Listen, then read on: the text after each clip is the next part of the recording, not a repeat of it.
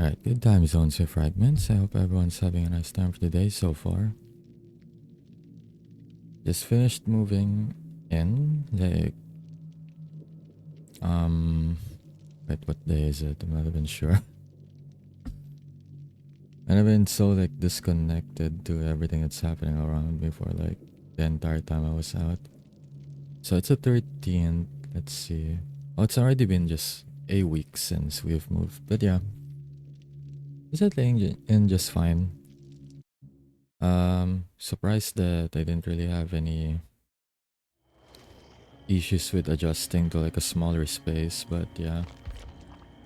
I think the AC really did it for me, really. Like, the fact that I can enjoy having AC offsetted the fact that there's like limited space for me now. Out of the agile finally. Yep, I just do pre-rolls. That's like the only ad that I roll so that at least for like a while there won't be any ads. If people get ads when I while I stream, after that it's just Twitch running their own ads. I don't really have any auto rolls on. But yeah, hey Izzy, how are you doing? Hope you're having a good day so far. I actually don't know what to stream today, but I'm like, yeah, I haven't touched DB. Well, on stream anyways, I haven't, but I've been like binging a lot off stream. I caught the DBD bug again, so I'm like playing a lot in my downtime.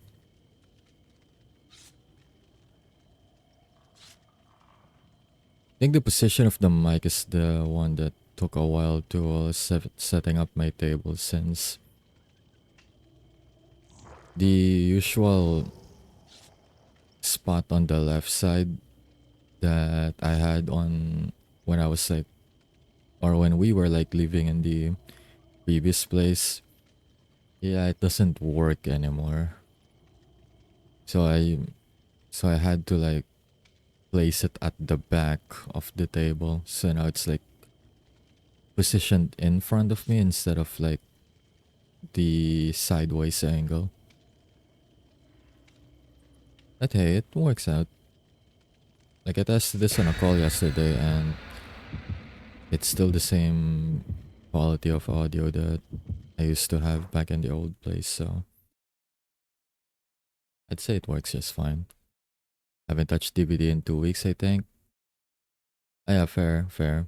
I think that was like when you attended the tournament, no?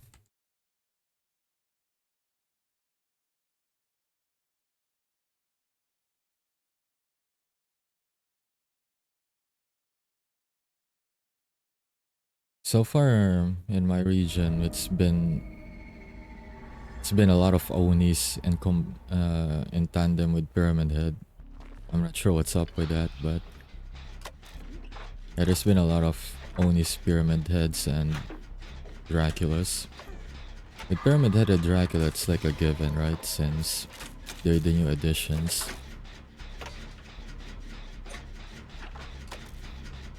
But I guess to be fair, Oni's like very strong in this mode. Him and Hillbilly.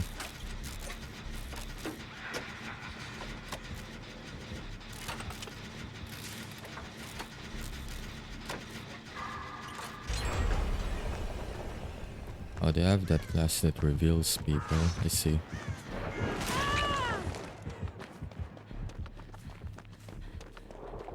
Not sure which one of them though. I should have at least tried to pay attention back in the lobby to see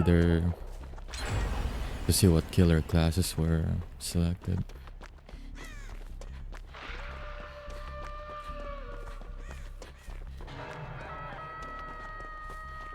It is like a good time to test how well my new internet handles stream as well.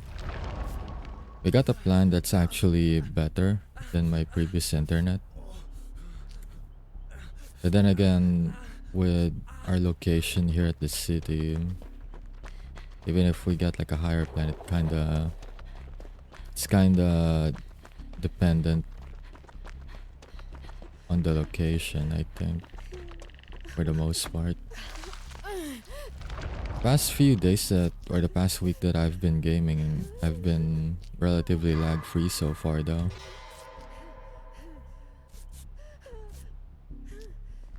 Hey Avivi, it's been a while. How are you doing? How are things?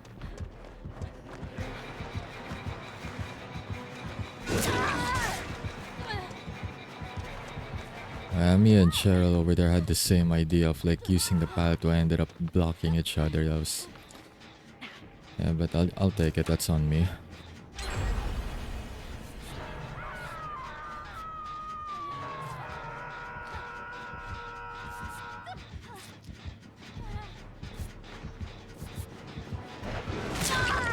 Oh damn. Yeah, I'm not really exactly gonna wait for him to get there before I pallet drop. Not when he has that kind of range on me, hell no.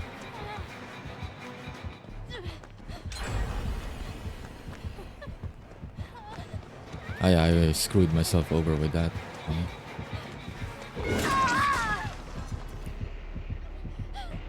He kinda looks like he was heading full left, so a part of me just tried to gamble that he may not be looking at me. That's why I tried pivoting back to the previous direction. Sometimes it works, just not this time. Let's say, hey Eddie, how are you doing? Hope you're having a good day so far. It has been a while, hope the new apartment is treating you well. Yeah, it is. It's a lot smaller than our previous house for sure. It's like a studio type room, so it's essentially just one room and the shower room really. Actually impressed that I've adjusted well to it, but I think it's really the AC that sold it for me. The fact that for the first time I'm actually living in a place that has AC. Yeah, it definitely offsetted everything else. Because my family has like moved, at least as far as I can remember, maybe 3 times or 4 times already. And the past 3 places didn't really have AC. So when it's summer, and especially here in Southeast Asia, it's really hot. The kind of hot where you take a nap in the afternoon, you wake up, and yeah, you're gonna be showering in sweat. Or not even doing anything, by the way, you just took a nap. It's that hot. Now I don't have to worry about that anymore. It's okay, I'm doing good. I have ice cream. Oh, that's so good right now. Ice cream. What kind of flavor do you have, Neddy? What kind of ice cream do you have? AC is very worth it. Yep, 100%. And besides, I don't even leave it on all the time. I just turn it off after a few hours.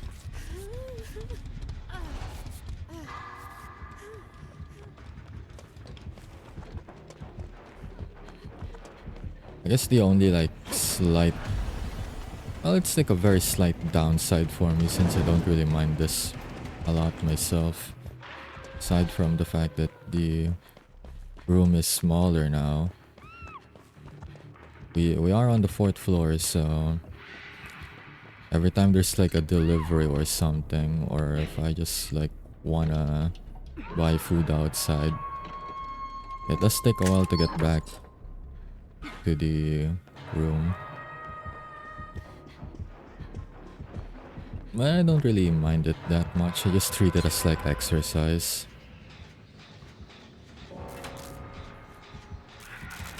Location wise, we're in a pretty good spot. Like, there's a lot of like places you can buy food. And there's like 2 convenience stores nearby. There's like a 7-Eleven and an Uncle John's. And then the hospital is like a 15-minute walk from here. So, at least in case... Oh, what the hell? Okay, that's one hell of a bait right there.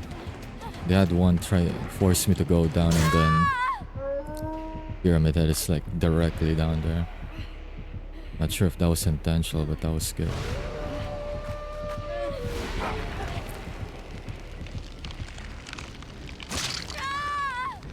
Yeah, it's chocolate and vanilla, but in a checkerboard pattern. Oh, I haven't actually seen what that looks like though. That sounds really good, not gonna lie. I've seen chocolate and vanilla, but like in a swirly pattern.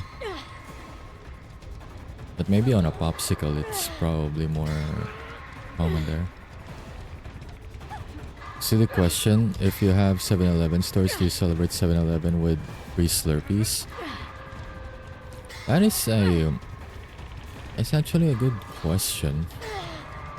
Oh, do you mean if the store celebrates the 7-Eleven with Slurpees, or if I personally celebrate 7-Eleven by... Oh wait, no, you said free Slurpees, never mind. So you meant if the store celebrates. I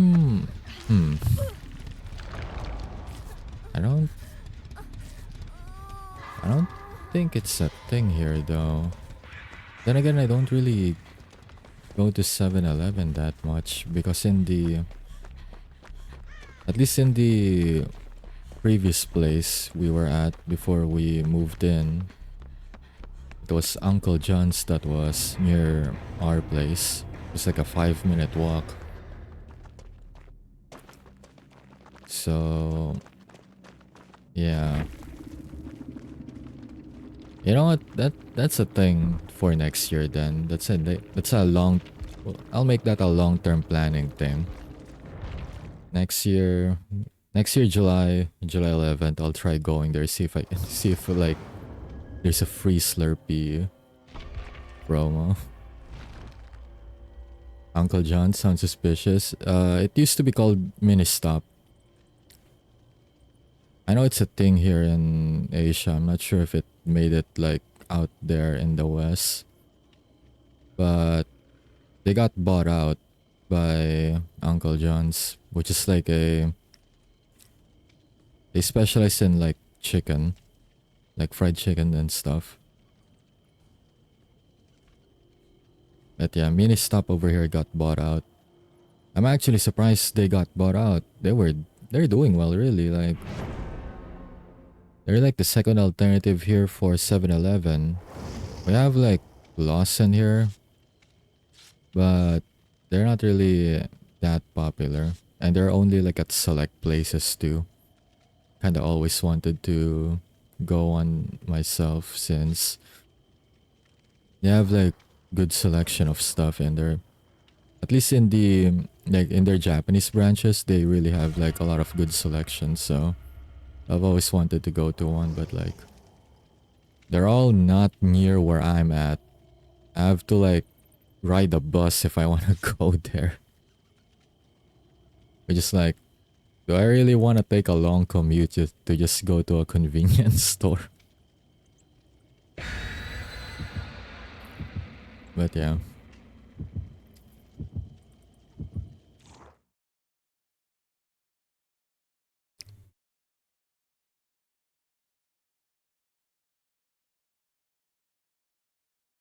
Let's see what else. Oh wait, right, I forgot. I guess this is the one that's at least got to me a little bit when we first moved in. The shower room, yeah, let's just say if someone has claustrophobia, it's not gonna be good. There's like very little space.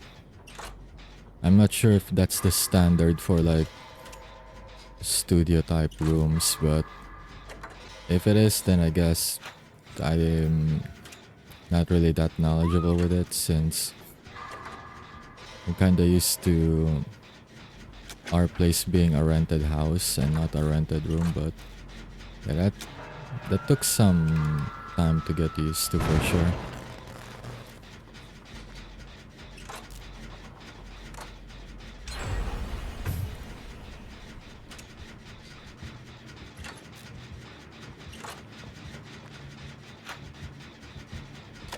But yeah, other than that though, everything's fine.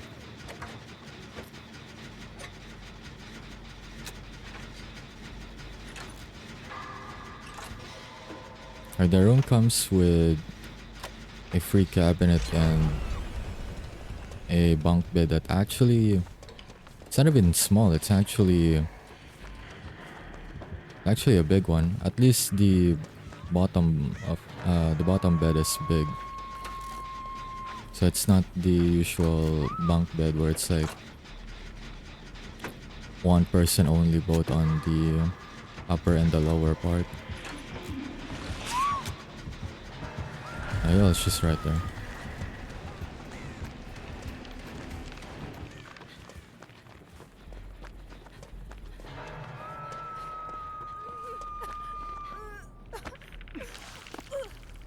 I'm playing medic right now, I didn't even notice. I thought I was still playing guide.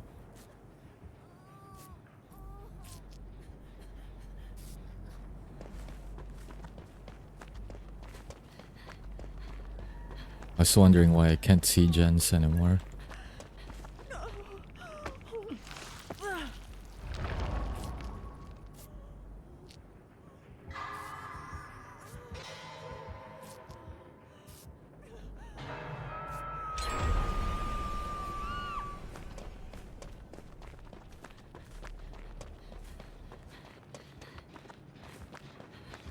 So far it's a spirit. Not sure what the second killer is. Ah, it's a trapper. I should start paying attention to the ground then.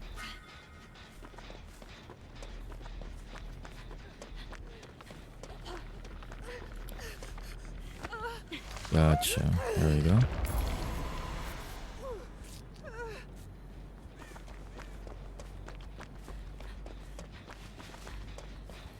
At least they can just focus on Jen. They don't really have to worry about rescuing. I'll personally run that.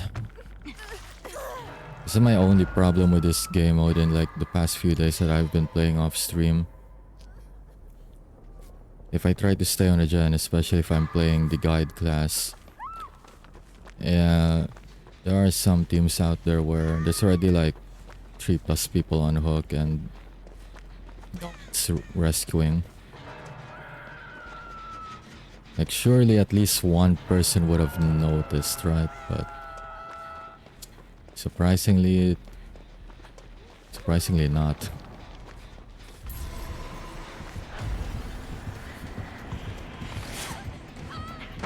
Oops. Yeah, well, it's my bad, I preempted that.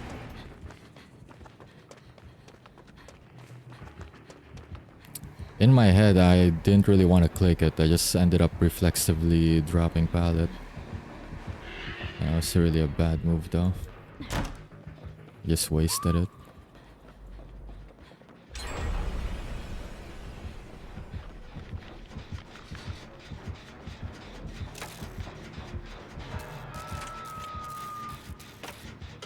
Oh, behind. Oh, I already got it.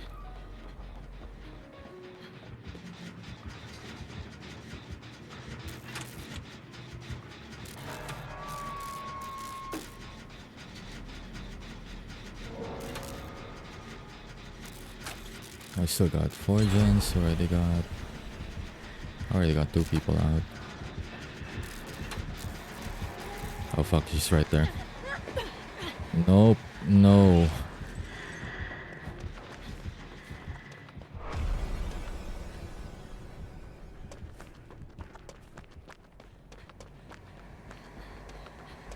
Yep, she's on me definitely.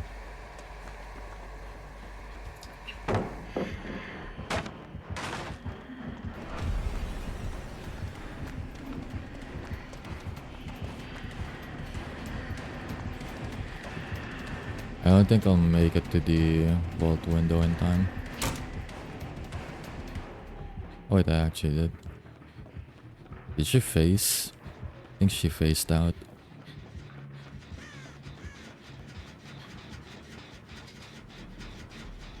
Okay, well that worked out. It's already like half prepared to just get a hit there before I reach the vault window.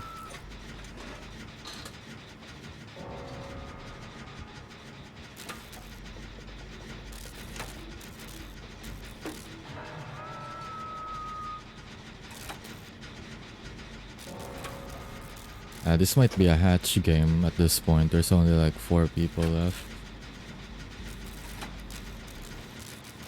Better start looking for keys.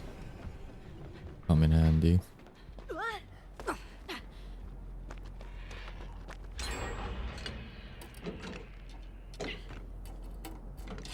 Actually, never mind. I guess went from 4 to 1.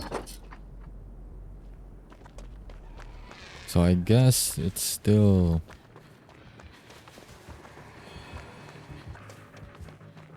might be still doable.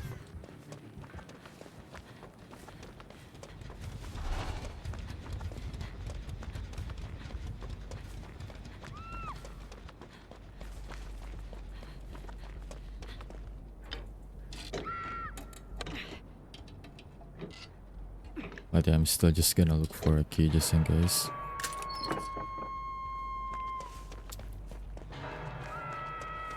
Not a lot of them, for sure. I used to get a lot of keys in the previous games, though. Oh, well, they're just... okay. I don't know what I was trying for there.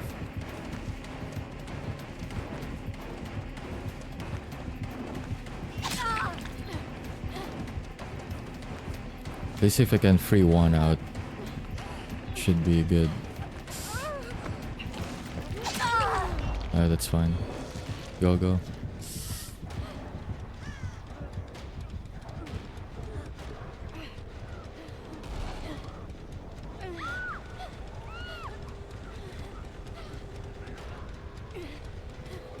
Oh, hell no.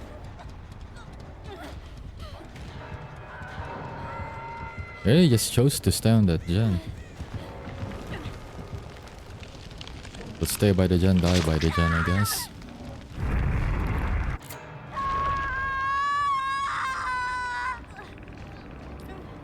Went from hatch game to a full wipeout, damn.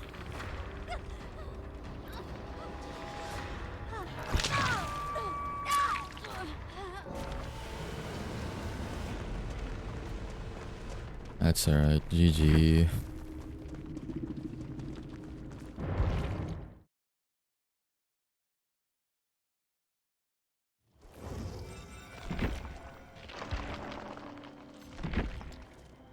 I finally get like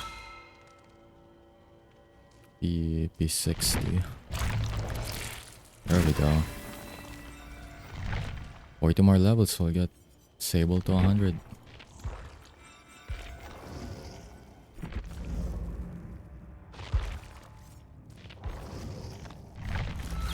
Let's see, dailies are done. Is there anything else I can do here?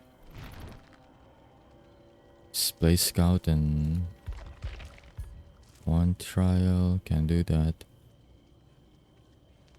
Damn, I've been playing this much to the point where everything's mostly cleared. Everything is almost cleared. I want my rift quest. So basically just play 6 more games and the rest are like killer objectives. Alright. Wait, what did I select here? Sabotage 3 hooks while in... I think I have a better shot with this at the standard 1B4. I get the feeling something bad is about to happen.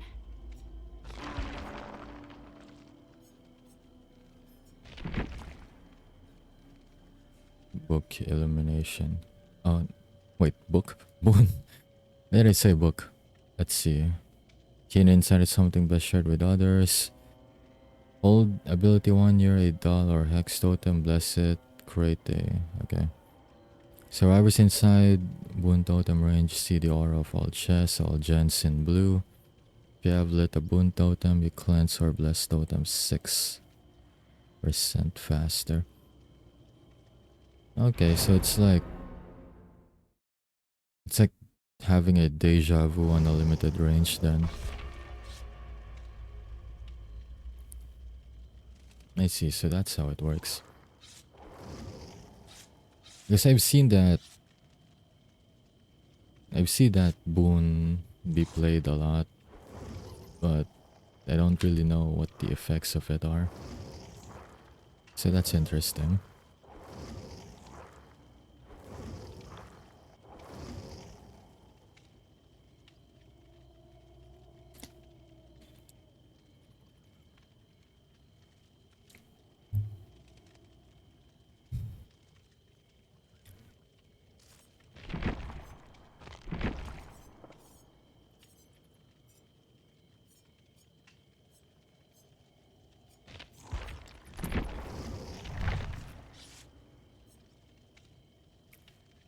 So we're just waiting for one more serve.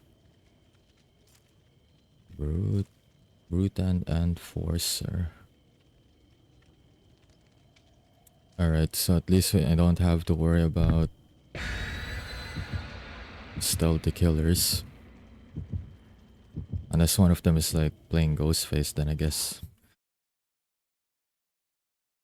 And I guess I still have to keep an eye out for that.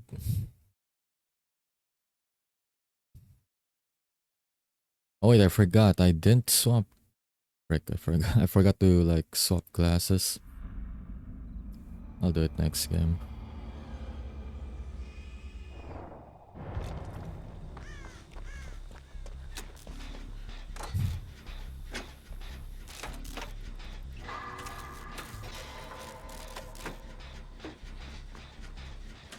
But there's two of them on a gen, so I can go check what's inside here for a bit. Oh, it's a spirit. Could be the same one from a while ago too, I think. They have the same skin. Got a spirit and a Wesker.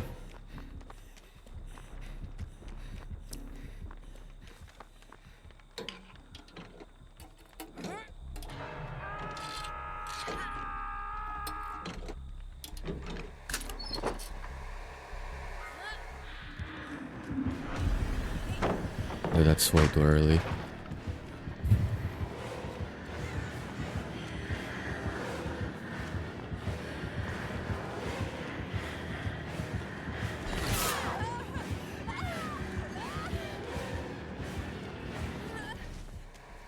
Yep. I think I might go down here.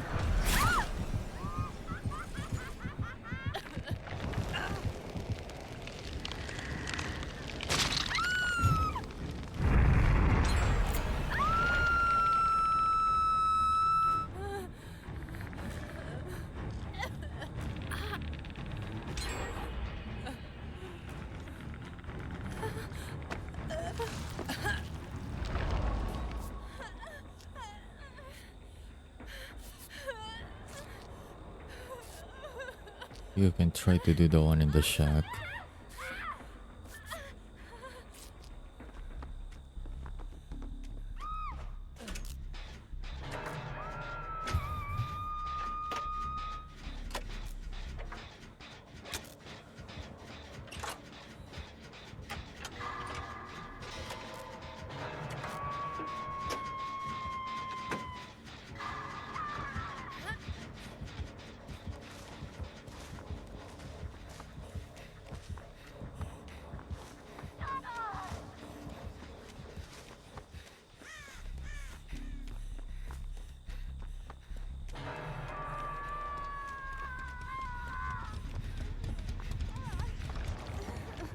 Wait, what the hell?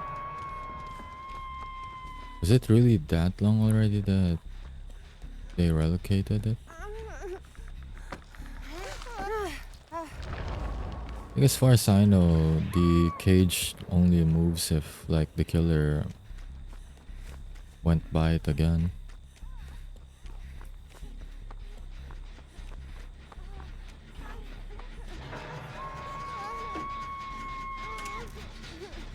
But why can't I? Oh wait, someone already planted the flashbang on it, I guess.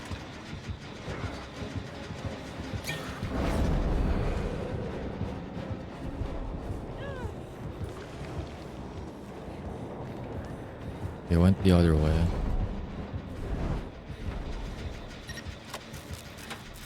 There we go.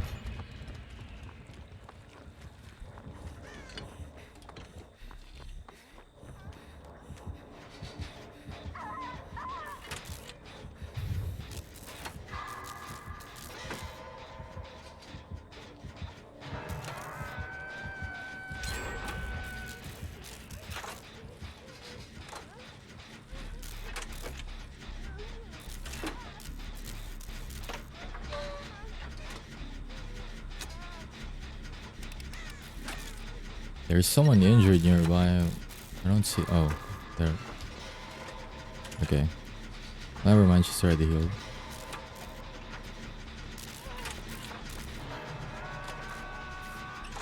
But there's two of them there, it's almost done, so I can go heal up Jill over here.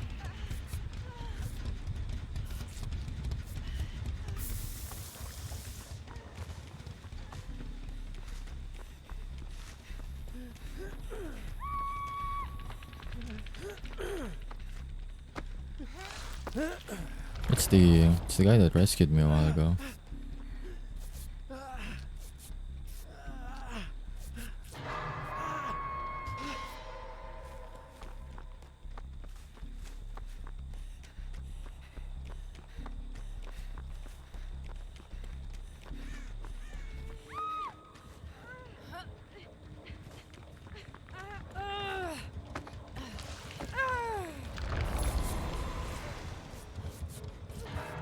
See, we still got 3 gens.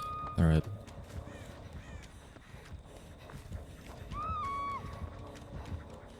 Guess most of them are on the right side.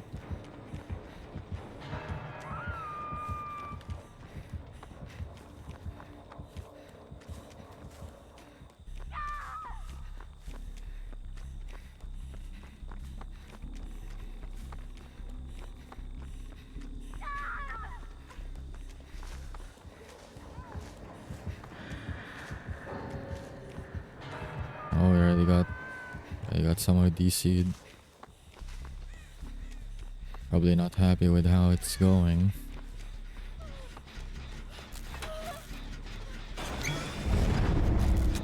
Oh wait, I'm not using a tool. No, I was using a toolbox. Fuck, my bad.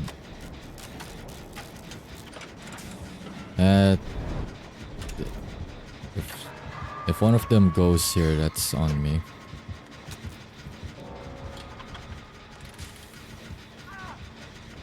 Oh, I was using a toolbox. I forgot I'm using like a fog vial.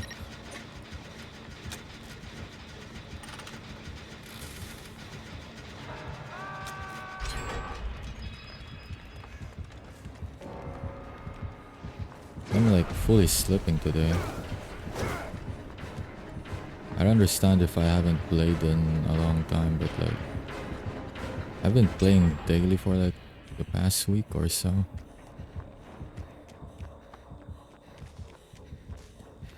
I'm watching him. He's gonna be dashing soon. No. I go here. Oh, both of them are here. Well, ain't that great. It's a fun time, that's for sure.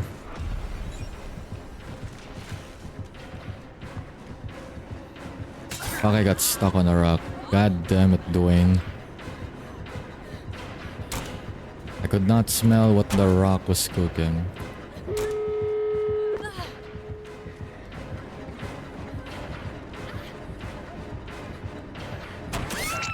Dang it.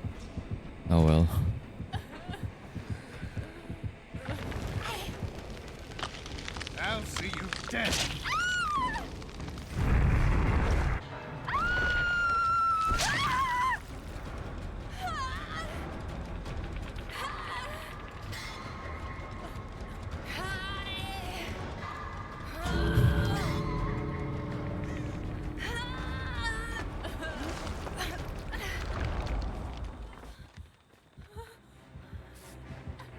I didn't even notice which gate was opened, so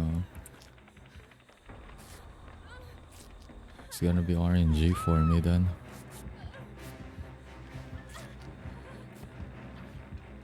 Oh, that way? Okay, gotcha. Thanks. Thank you.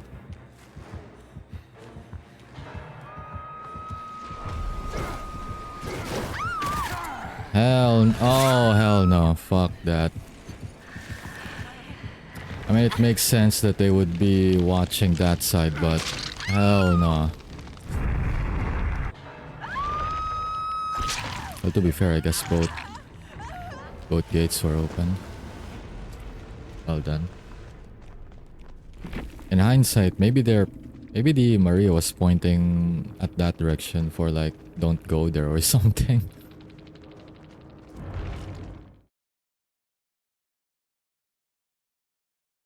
Now they're probably pointing because the gate was open, but eh. That's some hard coping right there.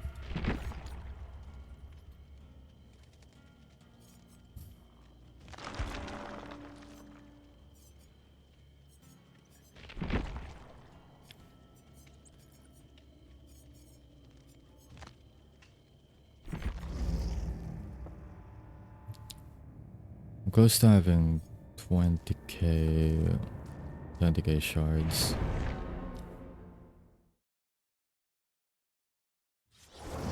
Probably buy another skin, but for who though?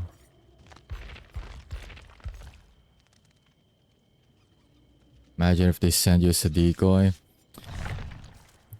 You know, I won't even put it past anyone to do that kind of thing, to be honest. Fearmonger. Okay, we got some of the triggers screams, I guess. Okay.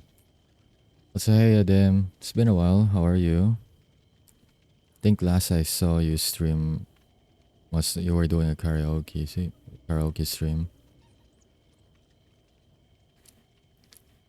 But yeah, how are things?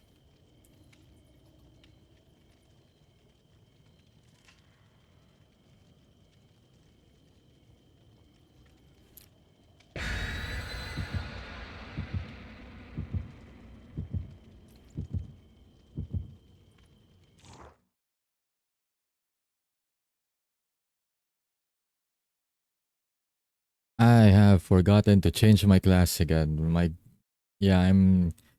focus is absolutely non-existent right now. It's so bad. I guess this is what I get for not streaming in quite some time. It's only been like maybe, well, it's 1 week since I moved, but like maybe 2 weeks since I last streamed, I guess. But damn, I fell off already. I'm off to retirement at this point.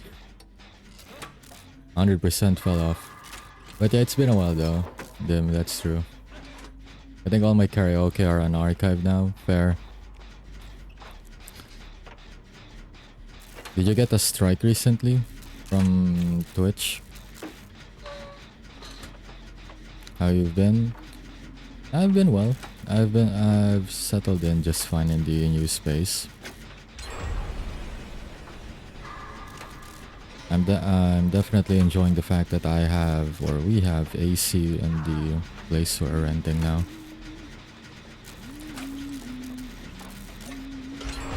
So I don't have to worry about the atrocious Southeast Asian summer heat. I'm so ready for summer next month. Or not next month. The fucking next month. Next year, I mean.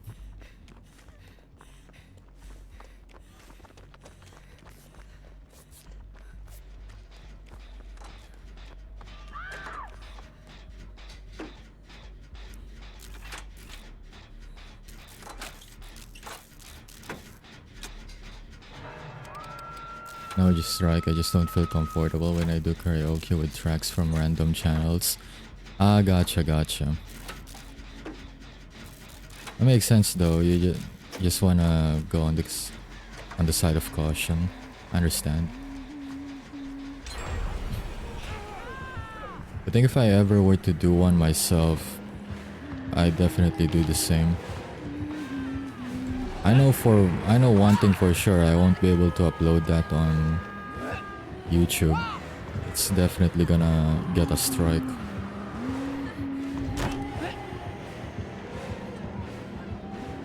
Are they deadass both on me right now?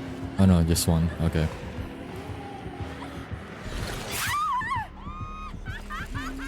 It would be something else if they decided to like double team me that much.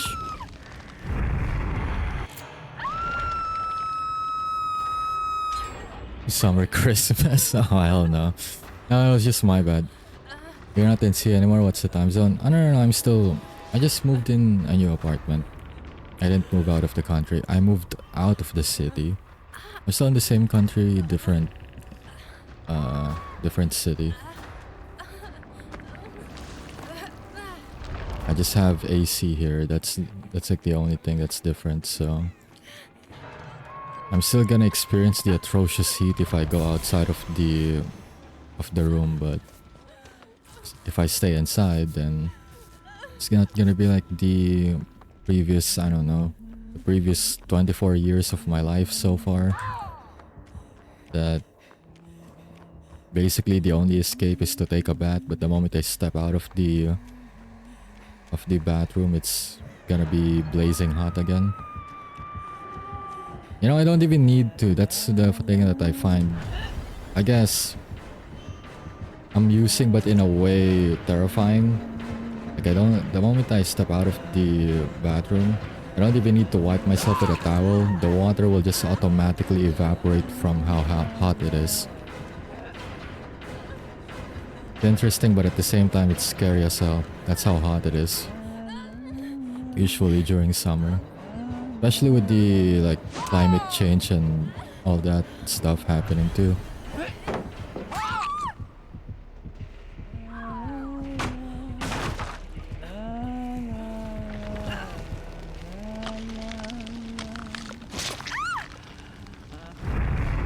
Like I change clothes and automatically I'm already dry. No wiping needed. Horrible stuff. Absolutely horrible.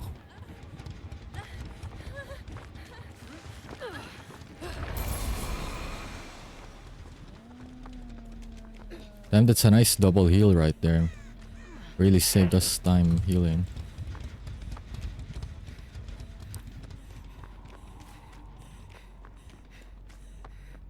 I always take a cold shower too.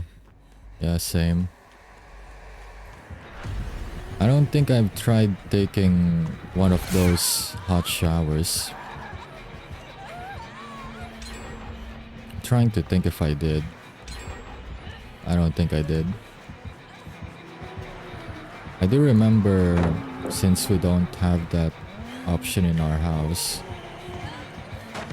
I do remember there was that, at least in the previous years before climate change was like really bad. Like back in those cold, like December to January years, I would remember boiling water at least, and then mixing it with the with the cold water we have, just so that it won't freeze me to death if I pour it on me. So you live alone now?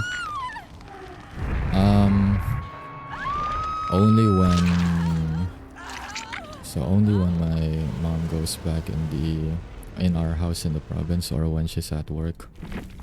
But otherwise, I still live with my mom. It'll be at least like, let's see, I did ask her about retirement like a few days ago. I think it's still a good 5+ years before that happens, I guess.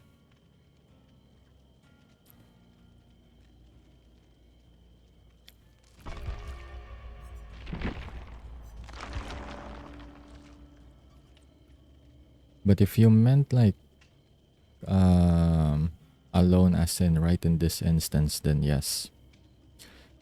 Because I can't stream if people are around.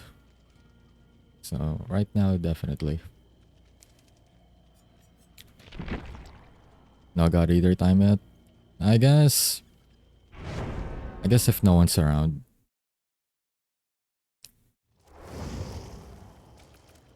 That's gonna suck for me though because I can't farm. I can't farm off stream if someone's around.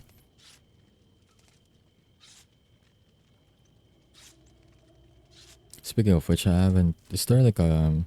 I don't think there's a sale yet, but let me just check just in case.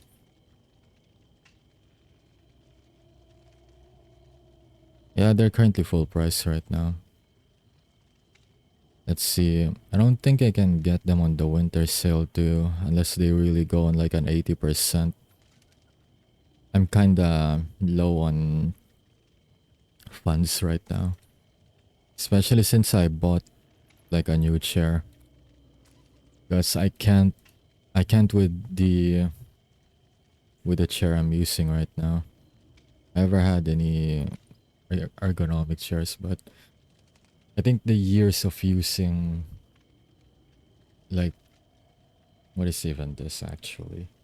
It's not a plastic chair, but it's not fully wood. It's like wood with like metal support beams. But yeah, it's not doing my back any good. That's for damn sure. So I ordered one of those mesh chairs. But they're taking their time with the shipping though. I ordered it like 2 days ago. And they gave me the estimated time for delivery around the 15th. So it's like a 4-day wait. And I thought moving into this city would make deliveries go faster because we're like near the central hub. Like back in the old place, we're like a little bit down south from the metro, so I understand that deliveries take a while there.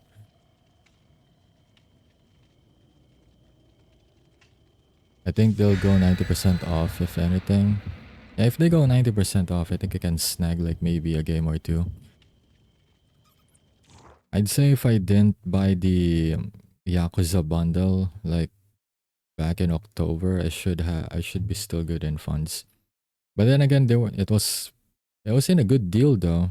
Like I think it was like 70 to 80% off when I got it. And it's like, well, I guess there's an also like extra 5% discount for me since I do have Yakuza 0 already. So I essentially got 1 to 6. For that price, I got like the games from 1 to 6. It's a pretty good deal. I think if once I finish playing the Sky remake, I think I might play that on stream. Not sure if I want to start. Maybe I should start from 0. Might as well really relive everything from the very start. I definitely can't do the well, I think it's safe-ish, but I don't think I wanna do the telephone minigame from 0 for sure. That one, I don't know, if I start uploading that on YouTube, I don't know if YouTube's gonna like that one. I would definitely binge the karaoke minigame though. I love that. I think I spent like a good 30% of my entire playing time doing the karaoke minigame.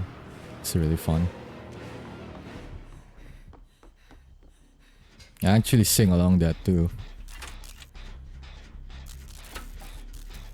Just to like up the difficulty since I'm not fully like focusing on just hitting the buttons for it. Me too, I was so used to chairs without backrest. When I got a decent chair, I'm not used to using the backrest at all. Yeah, I think that's gonna be the one thing that'll feel weird for me too. Like I really need to have like a lumbar support since I'm having lower back pains with this chair throughout the years. If it's not the lower because I readjust my posture, it's going to be upper back pain instead. And if I really readjust everything to account for all the back pains, then my neck is the one that's gonna hurt. I can't win. There's no winning with this chair. It's more like pick your pain kind of thing.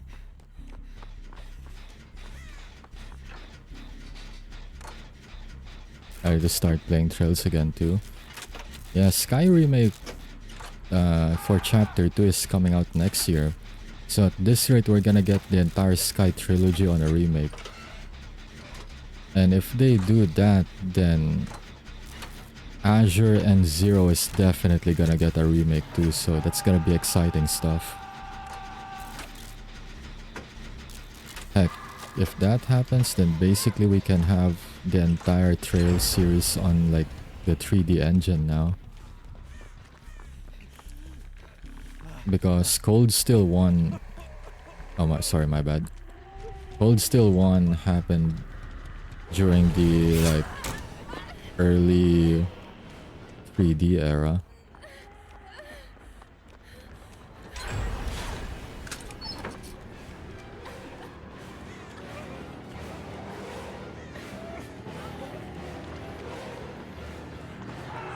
Yeah, I feel like we should really coordinate more. Yeah, that was awkward. Not only was it awkward, I feel like I didn't even notice who was on the hook there, but you know what? If they're pissed off, and I'll take it.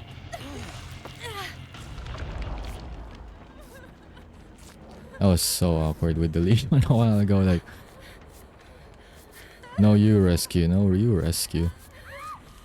And then no one ended up rescuing instead.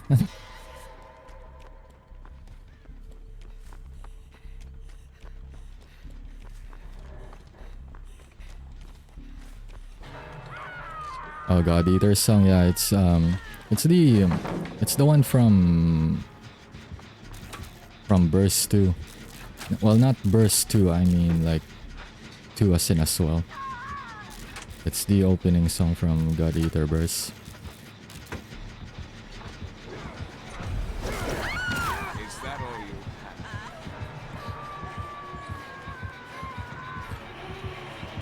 I forgot what mission it is in Resurrection, but maybe it's in one of the Dias Beta fights or one of like the major origami fights.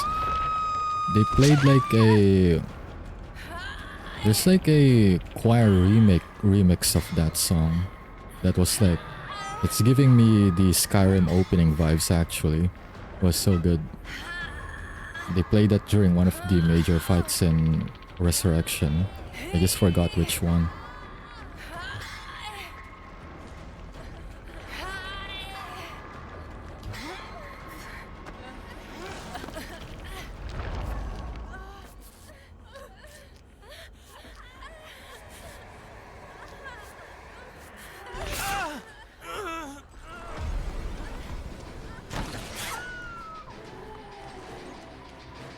Yikes, I just got 2 of my teammates. Well, oh, okay, never mind. I thought 2 of my teammates went down a while ago just for that.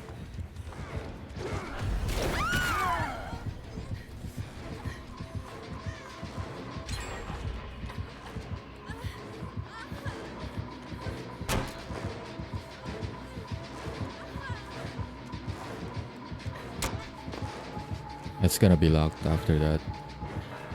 Oh! Surprisingly not. Surprisingly, it didn't get blocked. Now it got blocked.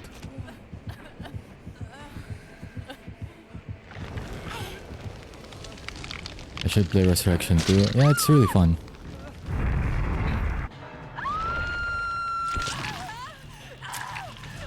It's just that I think the only sad part for me is that I didn't really finish it. Because that was during the time I didn't... I'm not sure if I already told you this story since we talked about Resurrection as well when I was doing like... I'm not sure if it was my Jurassic World stream or like something else, but I actually got to the last mission, but that was before I even had a gamepad. And that was during the heavy, like the really heavy enforced lockdown era too. So can't have any deliveries and whatnot. And I don't have a gamepad. I relied on my mouse and keyboard, which carried me throughout. There are some missions that are a pain to use for mouse and keyboard, like the one with the like 8 congus and everything. That was horrible. But yeah, it carried me throughout most of the missions, but I can't do the finale one, the one against the fully transformed Shio. I think it didn't really help that my mouse at that time had left click issues too. Like, yeah, it's just not working out. I can't. If I'm having left click issues, it's gonna not register. Oh shit! I forgot to. Right before I forget for like the fourth time to change my class. There we go. Yeah, it's not gonna be good for me at all.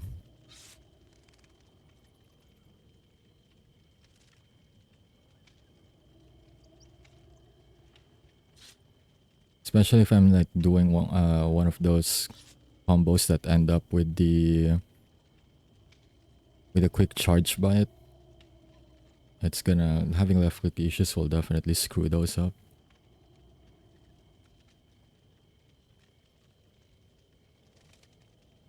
I think that's like one of my favorite features in Resurrection as well. Like when they added those mid combo charge bites.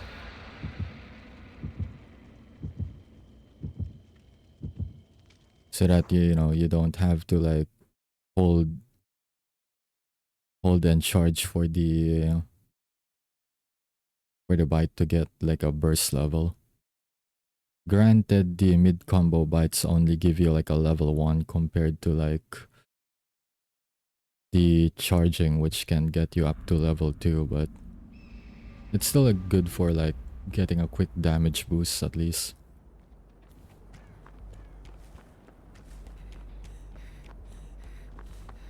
I stole a mouse from the Students' Association room to play God Eater once. It freaking broke. I felt that.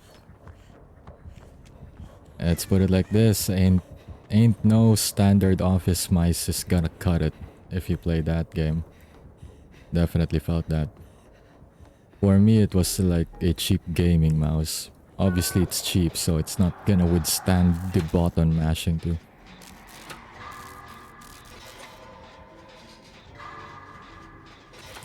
And that reminded me too, like, I used to have like one of those cheap replica like PS4 controllers that I got back then. And that thing did not survive me playing Yakuza 0. I played the entire Yakuza 0 and then after that it already had like, let's just say the left stick broke. It was like the equivalent of having like a left click or right click issue on a mouse. Like, damn, I know I was like mashing buttons and stuff, but I didn't think it was that bad. But hey, it's just a replica copy, so it's not gonna be good quality and all. But I really didn't expect it to like not survive one playthrough of a game.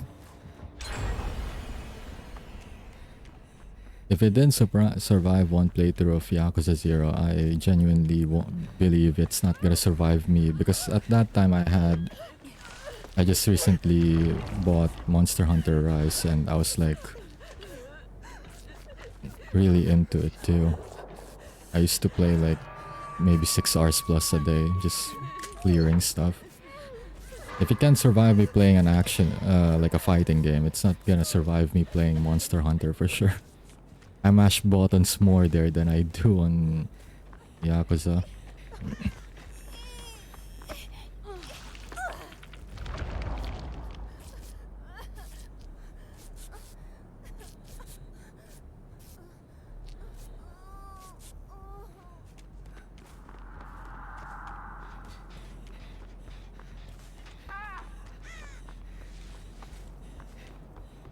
I didn't even click violently SMH my head. Yeah, felt that for sure. But hey, on the bright side though, since it's a... Wait. Oh, well, I'm just gonna ask before I even continue with that, but... Did they end up knowing that you broke it though, or did you actually get away with it?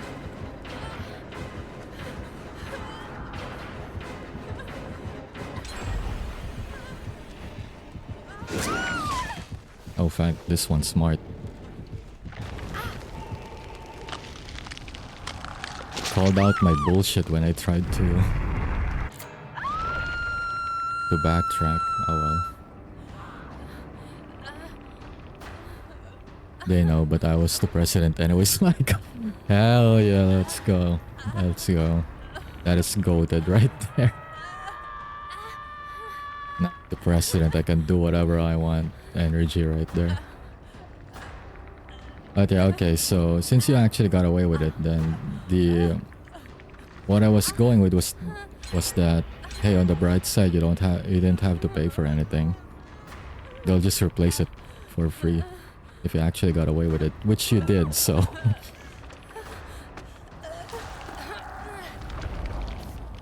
It's not really that bad if you didn't break it. What's yours anyways?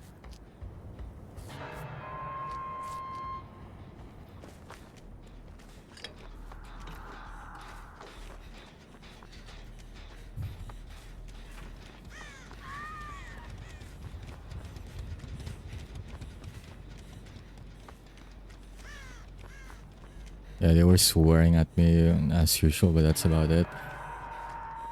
I mean, well, that's about the most that they can do if you're untouchable. I think that's just life in general too, right? Like, it's the same with work. If you don't like what your boss is doing, but they're your boss at the same time, so like, yeah, well, I can't really do shit about that either.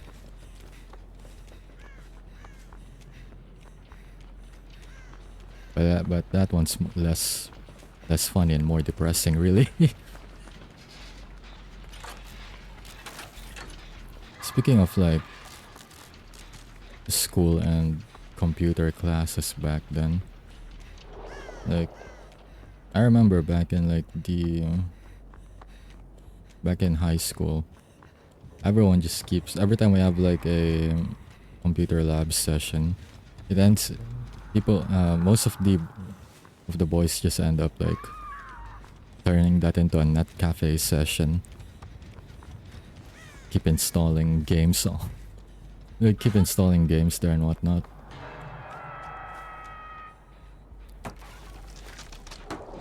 If I'm not mistaken, there was that one year where they're able to have like a full 5-on-5 Dota match after class. They somehow got away with it.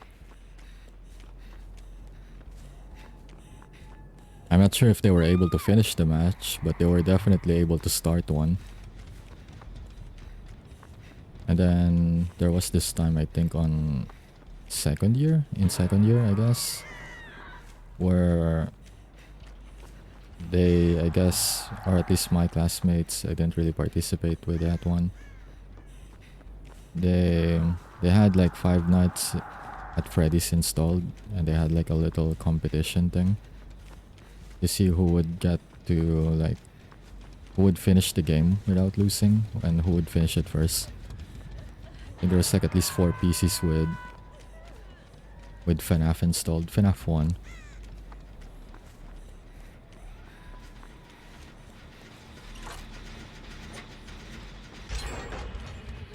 Yeah, I remember like our teacher at that time was like really pissed because every time after class they have to like uninstall a bunch of games on the systems. I mean, I know it's like connected to like the main hub of the PC at the teacher's table, but so they can at least like have it uninstalled there instead of going to the PCs one by one. But yeah, it's definitely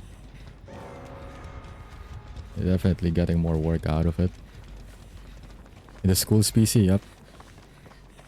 I have like I guess back then they call it like I'm not sure if they changed it, but they just call it the computer lab, where we have like basic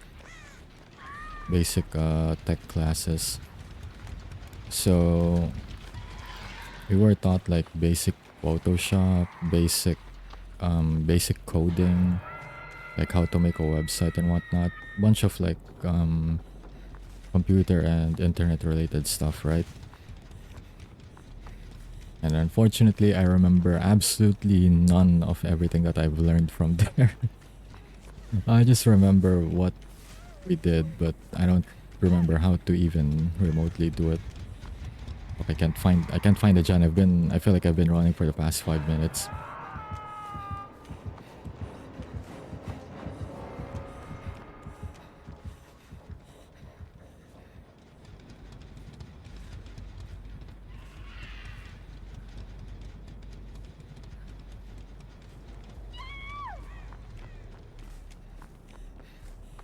That's wild. Yeah. Our class usually gets scolded about it too. Our teacher ain't happy about that. So much so that I distinctly remember there was, at least I think in my either third or fourth year in high school, like I guess it's third and fourth year in junior high, I think, that they actually put like a lock system in place where students can't like put any like app or files inside of the PCs anymore. They had the PCs on lockdown.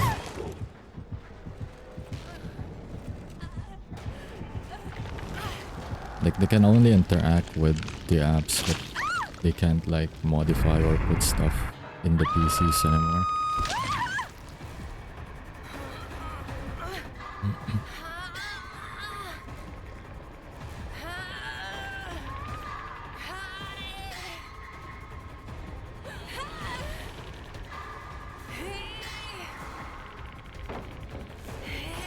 In the fourth year, we weren't even using the PCs anymore.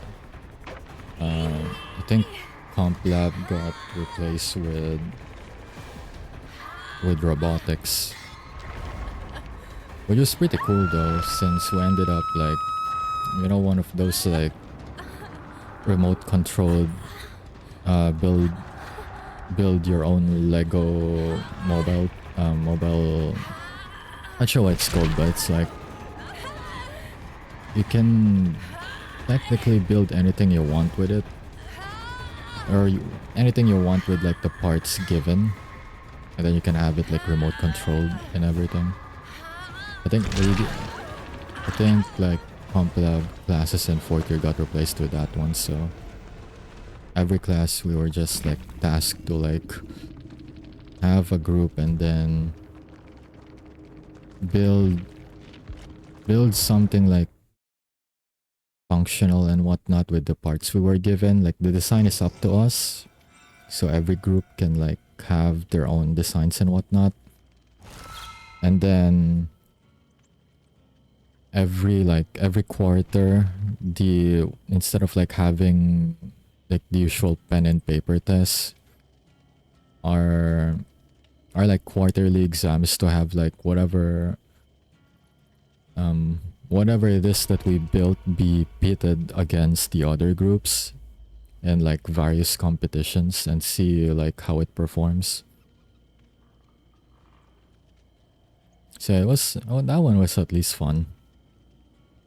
The only not fun part is like my group mates, since you know they like their own ideas and whatnot to be, you know, the ones that are used. So it's less of like a group input and more like whoever is the most dominant in the group, that's the one that gets the input and everyone has to agree with it.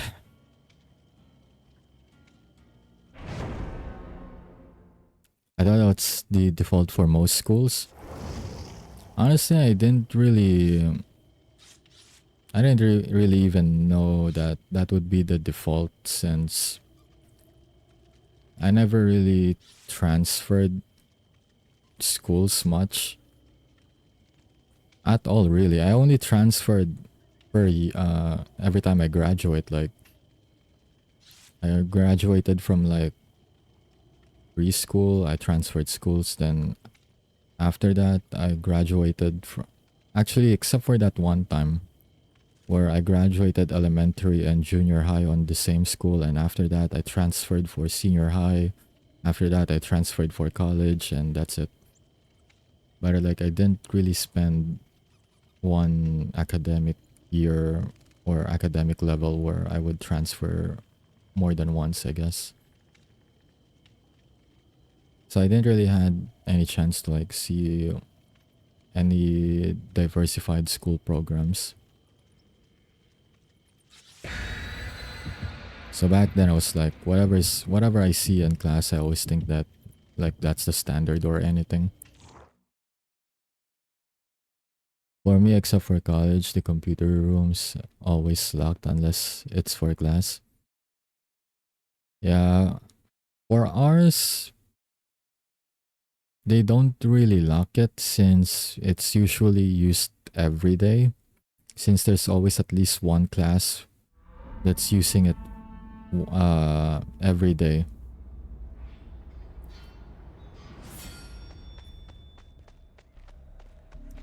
So anyone can actually go there. They only lock it up when it's already like time for dismissal. Even for class, the internet is limited and every computer is monitored.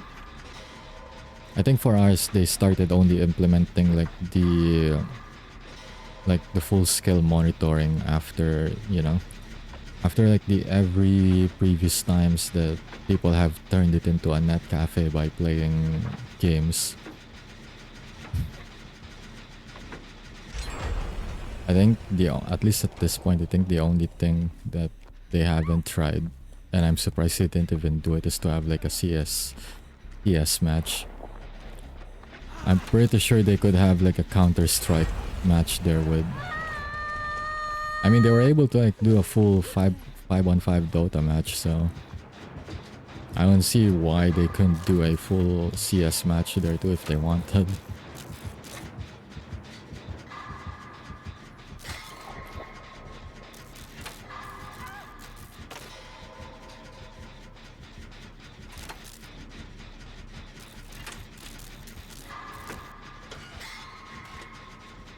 But the internet is definitely limited. Before they even implemented the... Wait, was it already limited? I guess it always has been limited, but they lowered it even more, I think, after they started being strict with the computer usage.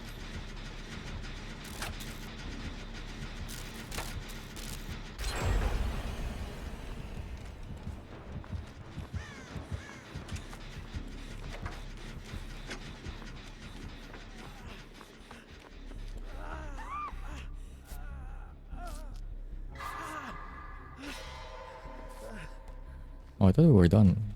Okay. That's weird. I thought we were done healing when I stopped there for a sec. Like, I saw the bar reach the end. I don't know if I lagged out or something. It is what it is. True. It is what it is.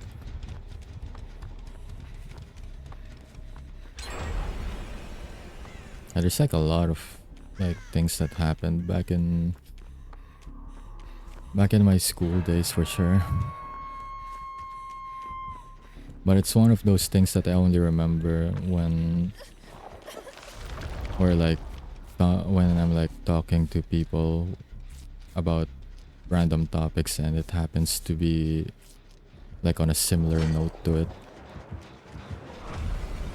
I don't really distinctly remember most of those if we're just like thinking of a topic to talk about, but like without like any prompts or ideas, I guess. I think it's mostly because of the fact that it's mostly been bad memories for me there. Those are the ones that I remember distinctly.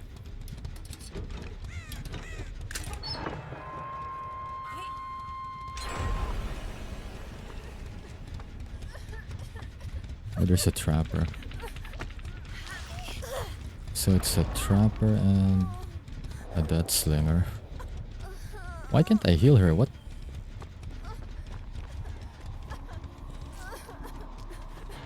I'm not getting a prompt to heal her though. That's interesting.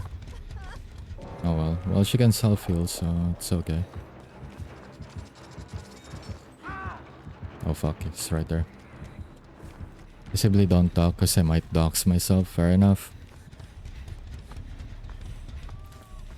For me, for how much I usually like forget or slip in terms of like trying to remember stuff that I need to do, at least that's the one thing I have like a good like mental awareness when I try to talk stories on stream, where like how much I should say and where do I like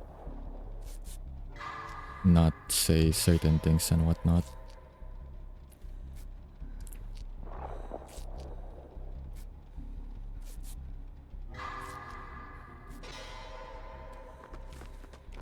I usually just lean into it if I get like a prompt on like a story and whatnot, since I don't really know what to talk about on stream most of the time.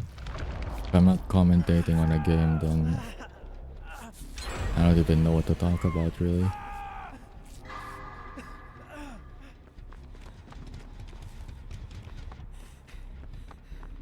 That and I was usually the quiet kid anyway.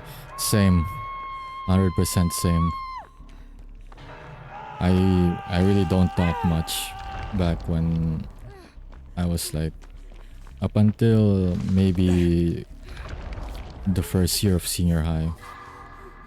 It's like the only time I started to like socialize a little more. But yeah, I was really the quiet kid back then too. I could say though, even as a quiet kid, my life is quite a rom-com. Man, you're living your anime life back then, huh? It's your typical Japanese school life.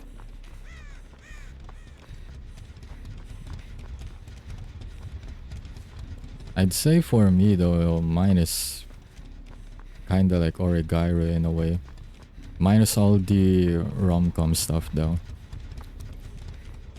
But yeah, I was like, I still remember back then when I first watched that anime, I'm like, yo, Hachiman is like my spirit animal for real. That's me right there. You know, back then you're like a super edgy high schooler. Because I remember watching that back in high school, I'm like, yeah, that's so me right there. In a way, I still feel like the same right now, but I'm not like super edgy about it. There's still a lot of things that I find relatable because I went through the same things. But I'm not like back then where I'm like super edgy about it. Now that I think about it, that some of the things back in high school for me was like super cringe, but yikes. I mean, we were all cringe at one point in our lives and everything, but like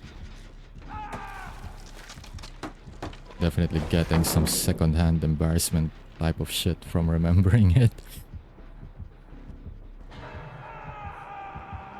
Not as rosy, gotcha. You know, D walked in on someone. Oh. Yikes, man.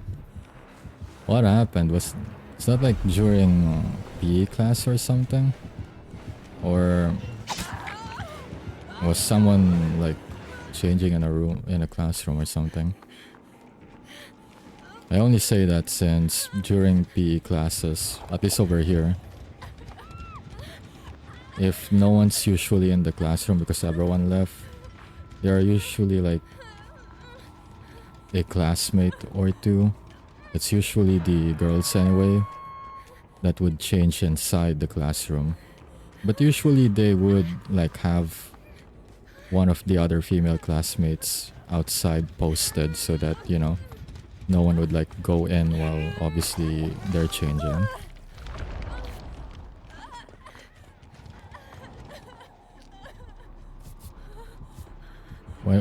When we had a sleepover for the New Year, oh shit, I got shot. God damn it, man! I'm reading shit in my chat. Dude sniped me while I was reading. But anyways, when we had a sleepover for New Year, my crush walked in on me while I was changing. Oh, I see. It was the reverse. Gotcha. Dude just harpooned me while I'm reading chat. Fucking rude is what it is. But yeah, so the reverse happened to you then. I thought, when you said that trope, I thought you're the one who walked in on someone. I see, I see. Oh, that was definitely awkward for you, no? When it happened. Yeah, I got pudged. I 100% got pudged. I think when I was playing Dota back then, that was like one of my nightmares. I play support, I put wards, and then all of a sudden, I got hooked. Hooked, dismembered, then he activates Rot, then I'm dead. It's like the 5 moves of doom. And then someone in my team is gonna say I'm fucking feeding. Well, sorry for trying to ward spots for you, sir. It's not my fault that I'm squishy because, you know, I can't buy items.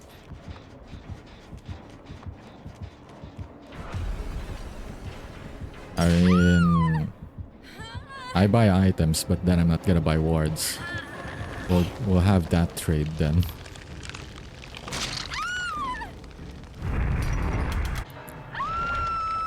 We live in the trauma. Very awkward. Yeah, I can definitely imagine that for sure.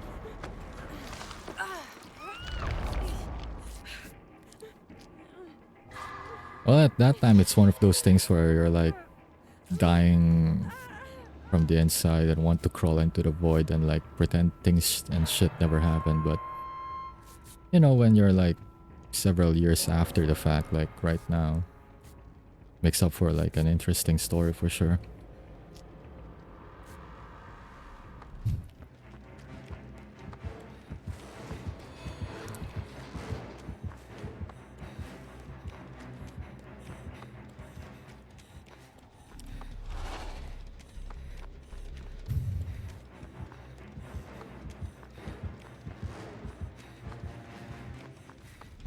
Let's see, do I have any other like school stories though? That's at least not me getting dunked on by the people around me.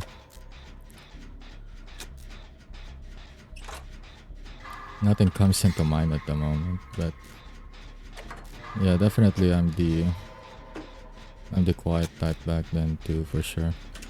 It's actually the main reason I keep getting bullied back then too.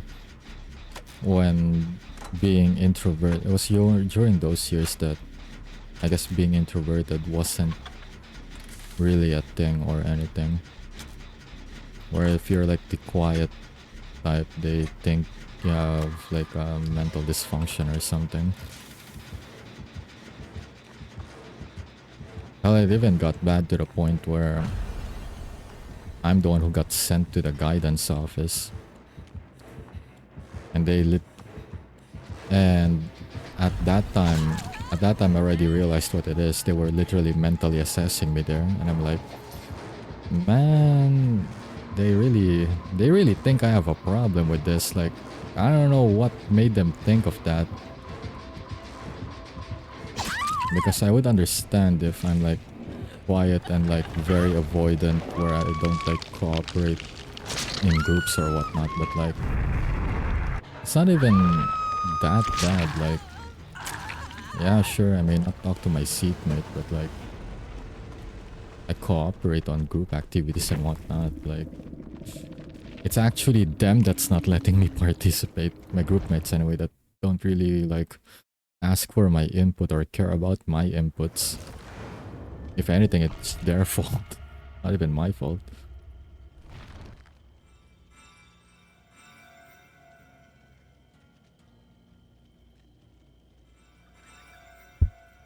They were wilding for sure.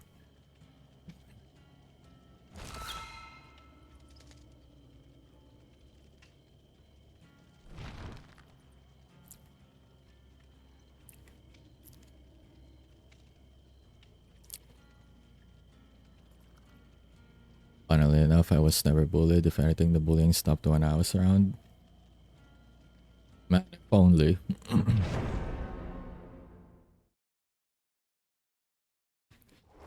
If that was my case, I would definitely have a better, like, high school experience overall.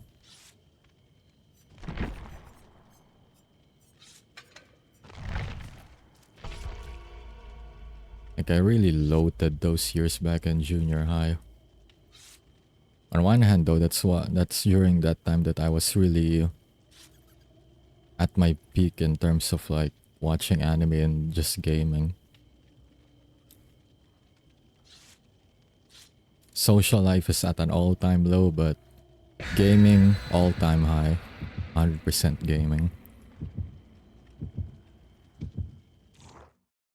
Like, I don't even do assignments because I want to pass. I just do them so that I can get back to gaming. To be fair though, it's not like I just bullshit my assignments. Like, I do my assignments, but at the same time, I make sure that I'm actually gonna pass with the kind of output I have, and then after that, it's gaming. If it's not gaming, then I'm watching anime.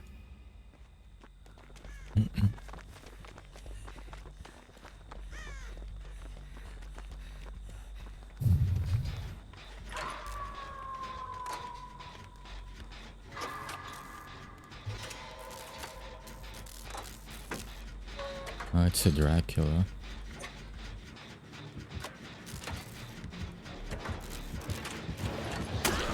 Oh, it's a Dracula and a Blight. We got the bouncy boy.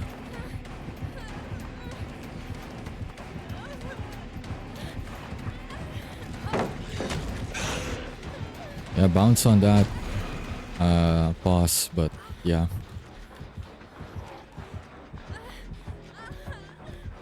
Maybe it was just... Yeah, wait, hang on. I'm trying to read... I don't know why I'm trying to read chat while I'm, like, running into walls.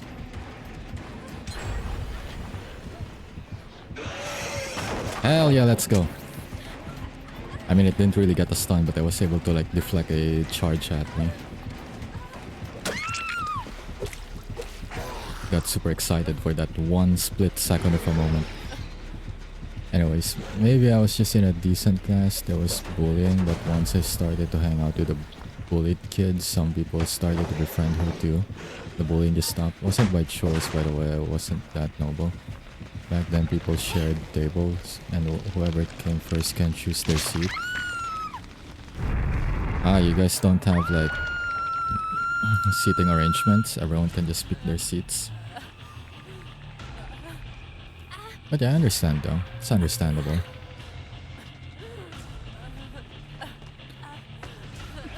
At least your the people in your class, I guess, was like, I guess being nice about it. I mean, they left her alone when she started like having people around her. I was always late, so I always sat with the bullied kid. Okay, gotcha. So I guess it's like the college format then. At least for here, that's like the college format where you attend class, you just sit wherever you want. Your professor's not gonna give a fuck as long as you like attend class and whatnot. We argued at first, but yes, because we're kind of stuck together all the time, we just became friends. And it makes sense though. I mean, I know it doesn't always like pan out that way, but I guess it's one of those things where like, yeah, you don't get along at first, but like since you're around each other a lot, that eventually a level of like understanding forms between you guys where just kind of understand like how each other works and whatnot.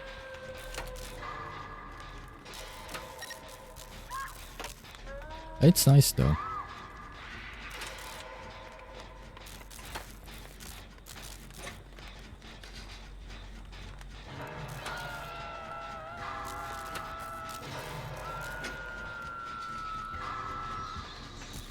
It's kind of like those rivalry stories where yeah, two people like bicker and argue a lot, but at the same time they have respect for each other.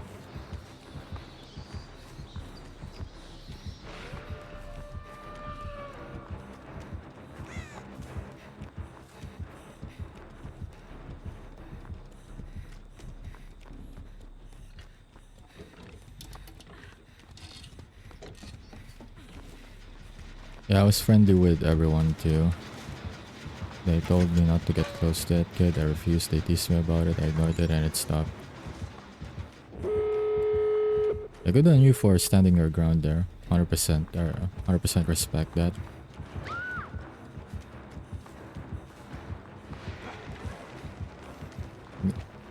Because those are like the years where usually like we as like kids and teens are like very impressionable to like role models and peer pressure.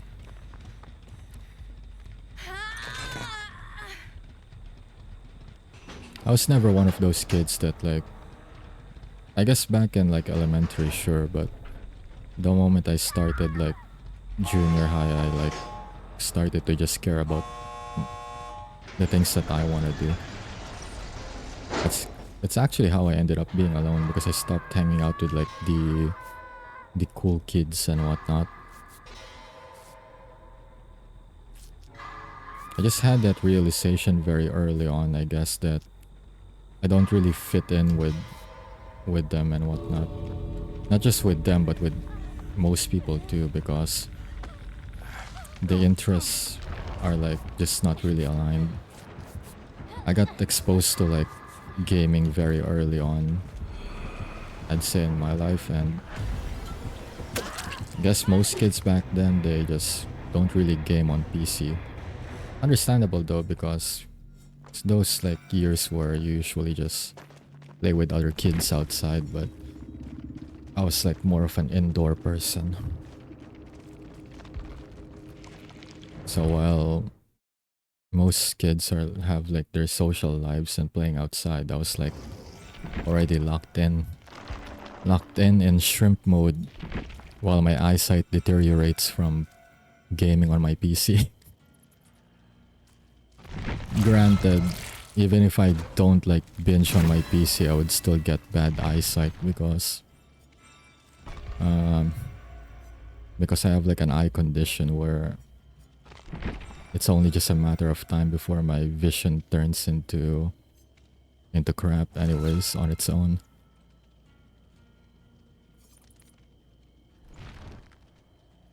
Peer pressure don't work on me. Yep, same as well. If anything, I deflect that. That actually reminds me, there was this one time in college it was during the farewell party, because we were about to like graduate and everything. So it was like the the department's like send off to all the graduating students, right?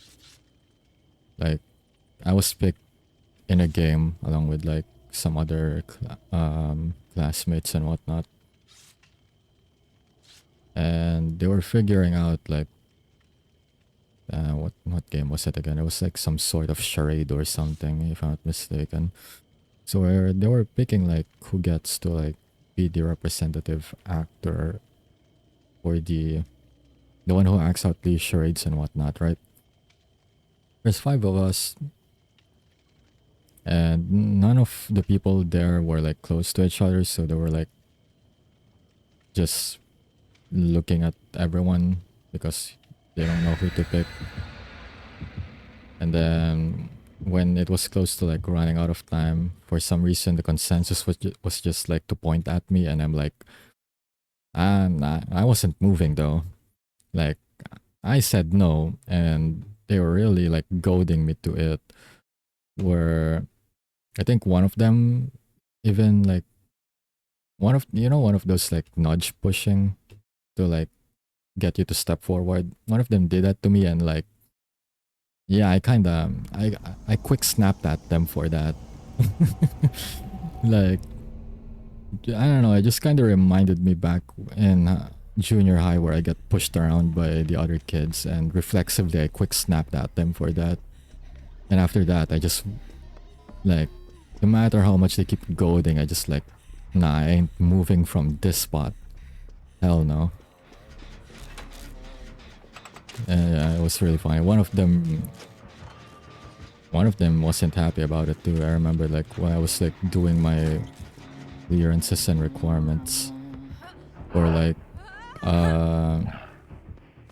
for graduation, I ran into them in the library while I was like getting my papers signed by the librarian and whatnot, right? And they confronted me about it. They were like, I don't know why they took it personal. Like, it wasn't even personal to me. I just didn't. It doesn't matter who it was. Like, as long as you're trying to goad me in, I just didn't want to. That was all there is to it. Like, after that day, I wasn't really pissed off or anything. It's more like I just didn't want to be the person to do it. Why, one of them really took it personal though. I just find it amusing.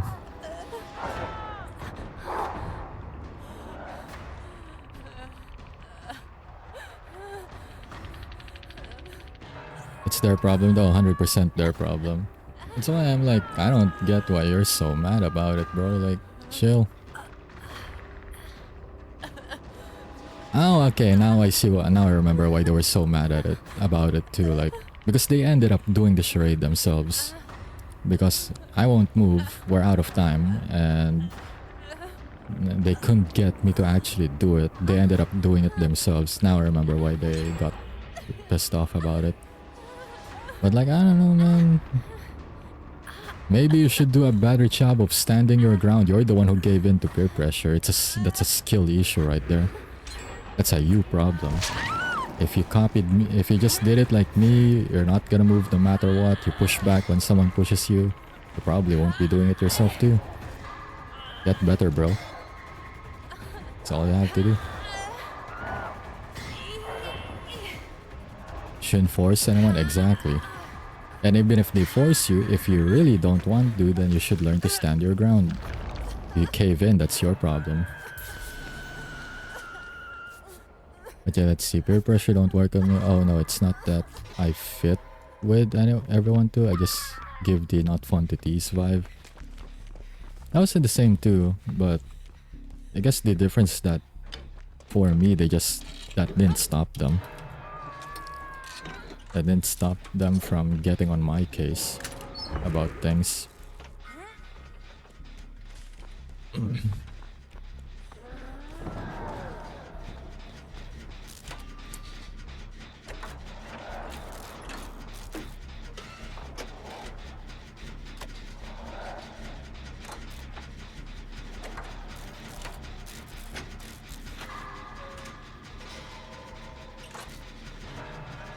I just realized I'm like, I don't know how many matches it has been, but I'm like only paying like 50% attention to the game now because I'm too engrossed with the yapping.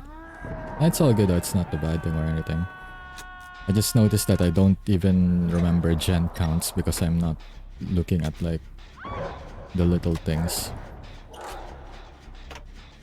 I just look at what's like right in front. So I don't know like what my teammates are doing on like the left side or how many gens are remaining. But yeah, it's all good though.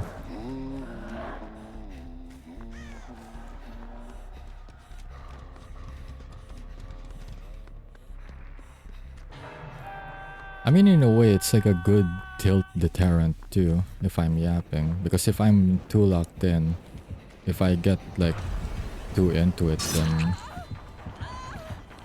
it does piss me off a little bit when certain things are not going the way I want it to.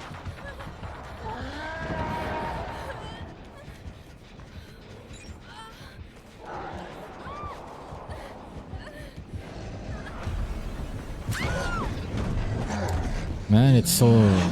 I don't know. Only's like so deceptively fast when he's charging. Because, I don't know, I mean, I realized this already, but I don't know why I keep falling for the... I think I could make it to the pallet before he actually like finishes his charge. I've I've seen that happen to me so many times. I don't know why I keep falling for it. Like, the distance is always deceptive for me. Like, yeah, I think I could make it in time before he like gets to me, but then he actually gets to me before I get there. I don't know why.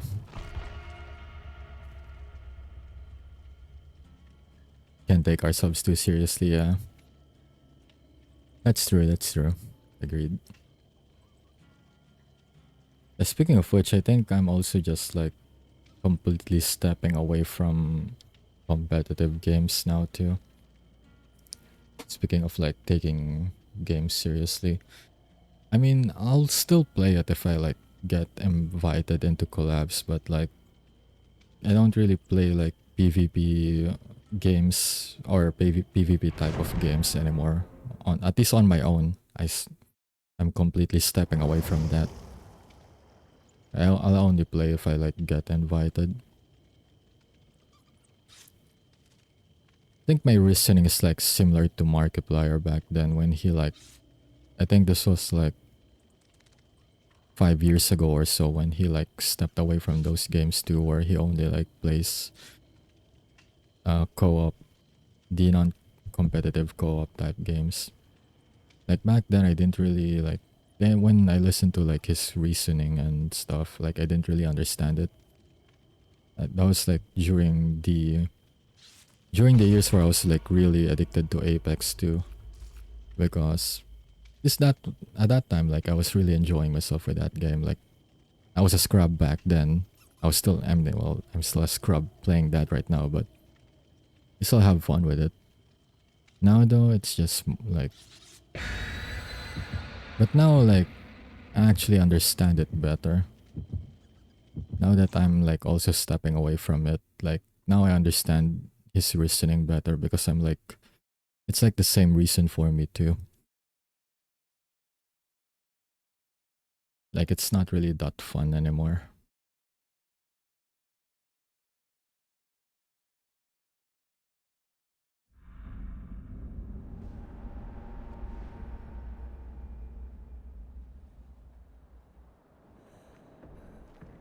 But it also reminds me of like what I saw on Twitter the other day.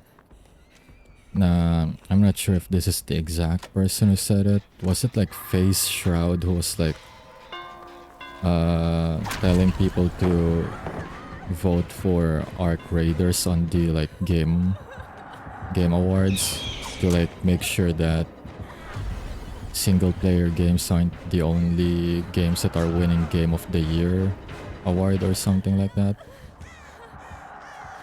Like he really didn't want Expedition 33 to win, and I'm like, man, like why is this such a problem? Like, I mean, if people keep voting for single player games, then I think it speaks to the fact that that genre is just fun to play, really. Like, not saying competitive games aren't fun, but the thing is that if you're playing a single player story game, there's no competitive co-op toxicity into it. I think that's the main reason why people really enjoy those type of games. Because comp games, yeah, there's a level of fun to it, and I get it, but it's also toxic at the same time. Like, it's only fun until it gets to the point where the game gets to you too. And when you play for like a long time or like long sessions, it's hard to not let the game get to you sometimes. Whether it's something that the enemy team is doing or something that your teammates are doing, it gets to you to a certain degree at some point. You can't just get that kind of feeling when you're playing solo.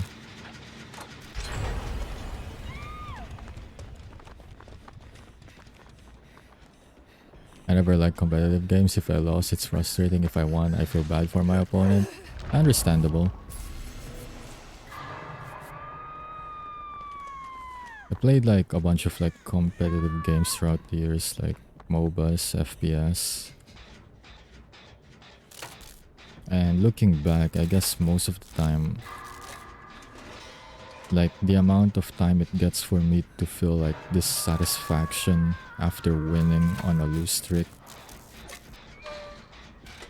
Now it just feels like a waste of time. Back then it was worth it, but now it feels like I just wasted time. Like imagine it takes like 4 hours for me to feel happy because we finally won after like being on a lose streak. Yeah, I know, like you can just say it's either, it's like plenty of things, like it's either your team just did bad over, your team did bad, the enemy team is just really good overall, where even if you guys are decent, can't really do much about that. Or who knows, maybe you're just having an off game yourself and you let the team down. It's like all of that and whatever, right? But man, if it takes like that long for me to actually start having fun, then I could be doing other things in my time.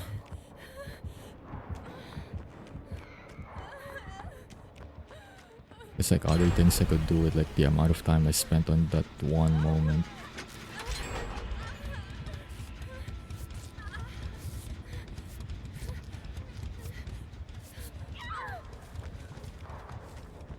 But it's mostly just the feeling of frustration too, that I agree with, yeah. Like, aren't we supposed to play games to like have fun? And again, comp games are fun. But like if the frustration and the anger is more predominant than the fact that you're having fun, right? Like, personally, I just don't think it's worth it if it's kind of getting to that point. I don't understand the appeal. It's just a mental block I had since I was still a young, dumb kid. Yeah, I understand that one. And in a way, it's the same for me too. Like, I understand the appeal, but it just gets to a point where, you know. And personal preference too, 100%. Like, some people, regardless of how toxic a multiplayer competitive game is, they just live off their competitive personality, I guess. Like, some people just love to compete, and that's okay. That's 100% okay. We're all built different.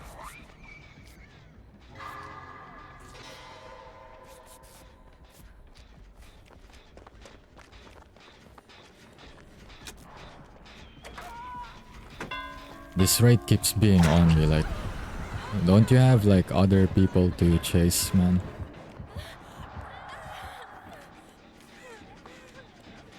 Like, I get it, I'm the one that keeps running into you, but at the same time, like, I literally just got here.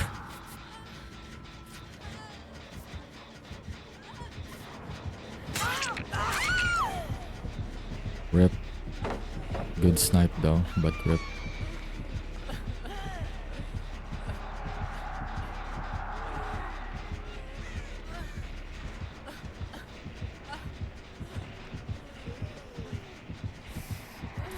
I guess you could say that in a way this game is also competitive. I just thought about it just now, like,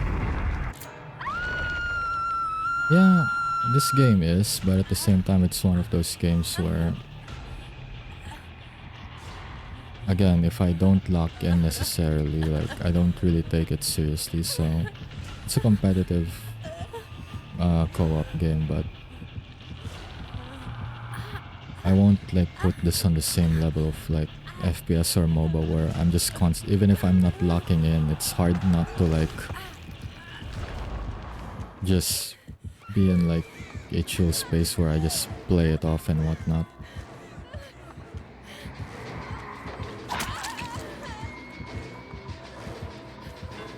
Like it's hard for me to not try. Unlike here where even if I like don't like fully exert myself, I can still like win games. No, I'm not saying I'm that good or anything where I don't have to like take this game seriously to win, but the mechanics are really simple where like you don't really need to like overexert yourself.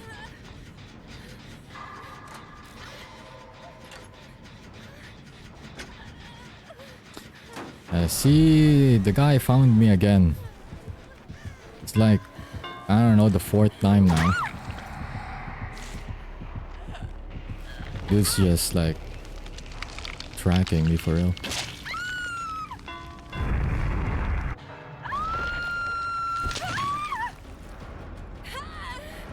I do like to compete, but because I played a lot of games with my siblings back then, I could see their frustrations directly, and even with friends. Even for non-game stuff, I saw my best friend cried for losing in academic rank, and it felt terrible. Some things are just that important for some people. True. True.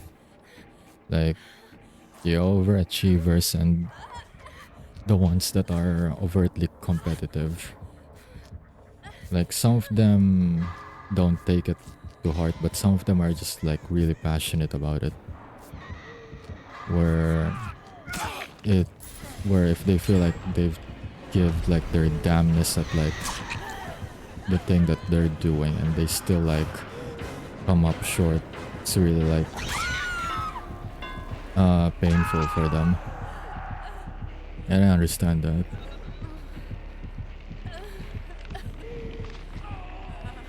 I mean, it would feel really crushing too if you like spend hours, months, years trying to like be the best at what you're trying to do, and then despite all of that you still come up short. Like, I saw this concept online before where they say that getting third or like bronze is better than getting silver, and yeah, I agree with that, because you get bronze, it's more of the feeling that, hey, I got in, at least got in the top 3. But if you get silver, it's like, shit, I could have been the best, I could have gotten first rank, but like I came up short, you know? Like, it's more frustrating to like win silver or like second place and compared to like winning bronze or third. Like, generally a lot of people are like happy to even just land third because it's like, shit, I actually got in, compared to silver. Yes, and who am I to destroy their joy in life? Exactly. I think that's like one of the like, I guess for some, I don't know if it's the same for like most people, but like the competitive types, right? Like, they're all trying to get into one place, but I guess for some it's like kind of feels bad that if they win, like they get the joy of like getting first place, but then they also get to see the disappointment and the devastation on those that they beat all the way to the top. But then on that note, there are also those that are like 100% ruthless. Because I definitely know a few people IRL that are super competitive, but at the same time super ruthless at it too, or really ruthless at it. Like, zero care for how other people might think or feel about it. The only thing that matters is that they either get place or they get none of that at all.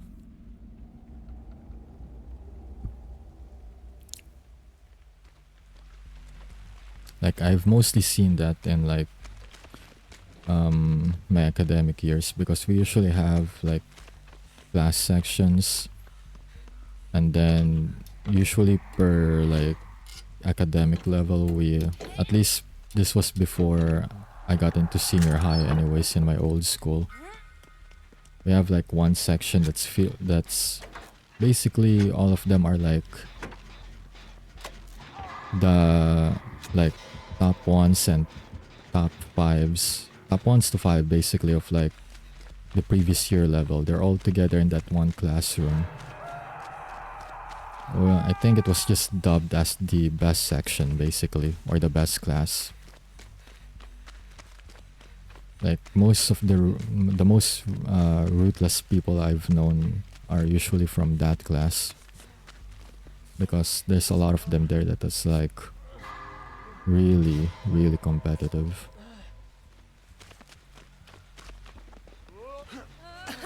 And I guess it's fair, right? Like they've been on the top of the mountain and now they're in a place where they're together with other people who have been at the top of the mountain, and now they get to see who really is the best out of all of them. So in a way, I guess it doesn't help that they're in an environment that encourages that kind of mentality.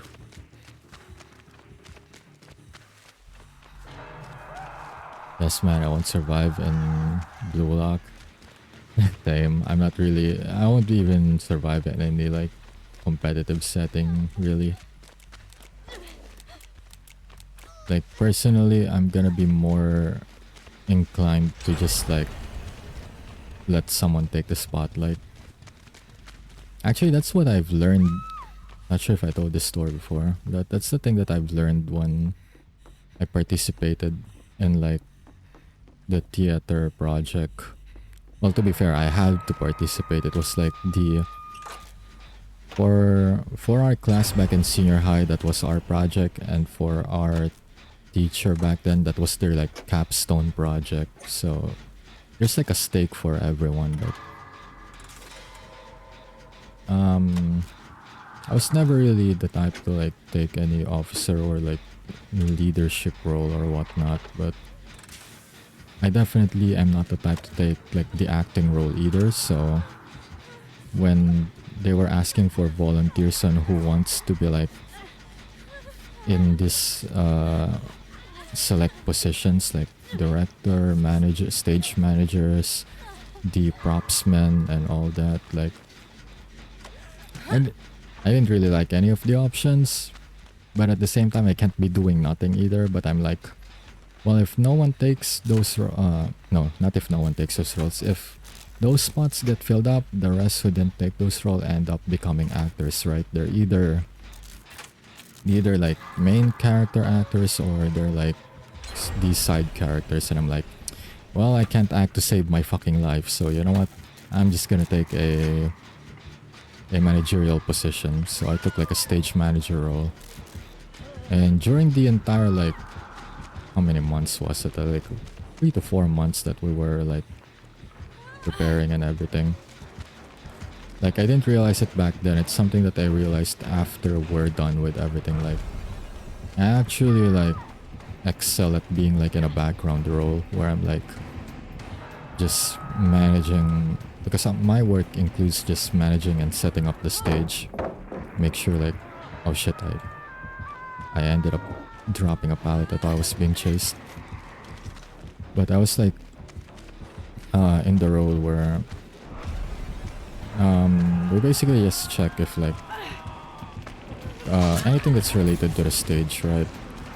Like the props, the layout, the settings. We usually just coordinate with the prop makers or the props division to like see if stuff would good look on the stage, like where the audience seats are positioned.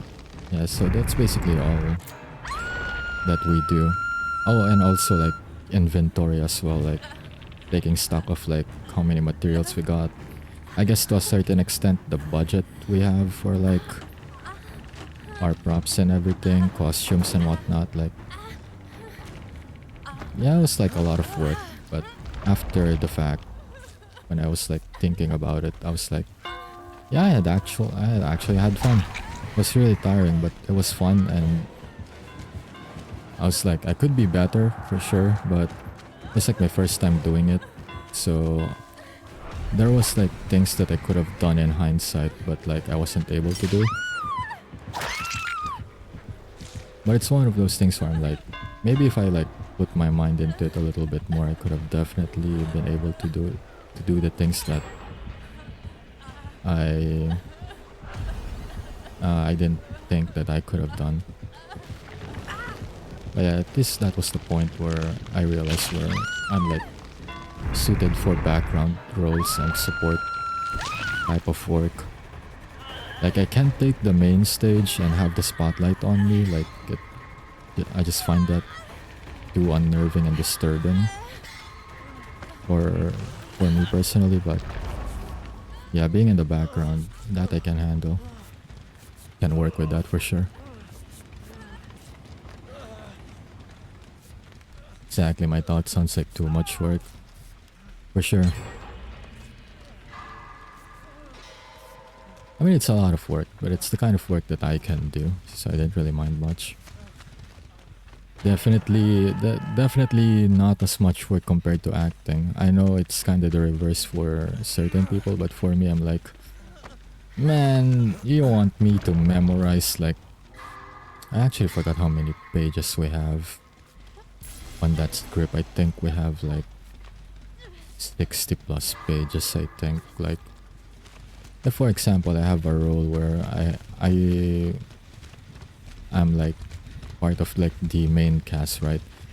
Out of that 60 pages, I probably would have like definitely like a 5 pages plus of like dialogues I have to memorize. Like, hell no, I'd rather just be working in the background than memorizing lines, deliveries, and whatnot. Because not only am I like the quiet kid back then, I'm also like very monotone as well. So that's definitely not gonna sit well if you're trying to like act on stage, because you need to like have proper intonations, dictions, and like expressions and whatnot, right? Like, that's too much work. I'm gonna tire myself out, and then people are gonna be pissed off because I just couldn't get the way they want me to act. So yeah, like I remember whenever every time I'm watching like a rehearsal, because usually during rehearsals we don't really have anything to do since they're using the stage, right? So we usually just watch them and like give insights and whatnot after the performance. I remember like thinking to myself, boy, am I glad to be doing absolutely none of that shit right now. My dead ass cannot do the things that they do right now. Like, yeah, I'm good. I'm good with the stage work.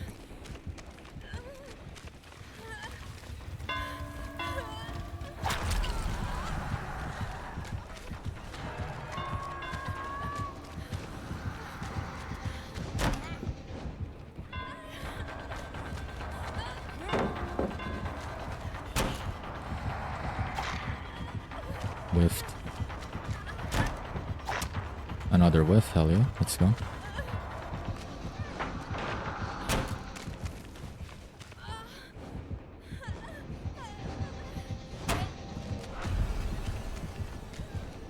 Okay, I'm kinda locking in right now since I'm kinda cooking. I'm cooking a little bit right now, so... Wait, I'm continuing with the storytelling a little bit later, but hell yeah, I'm having fun with this. Dude had like 3 opportunities to catch me because I kinda messed up with my timings. I'm actually surprised that I'm still looping right now. Oh, they gave up too. That's a win right there. They gave up. They just gave up. Okay, let's go.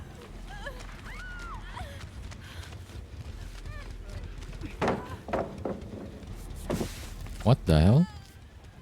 Why drop? I feel like that's a misclick right there. Why drop a pallet? Oh well.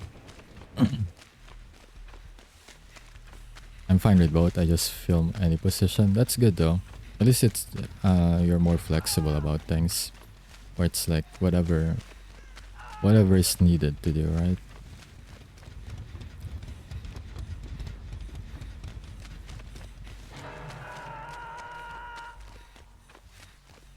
I just have like too much anxiety personally to handle any like basically I guess like any role that puts too much attention to myself.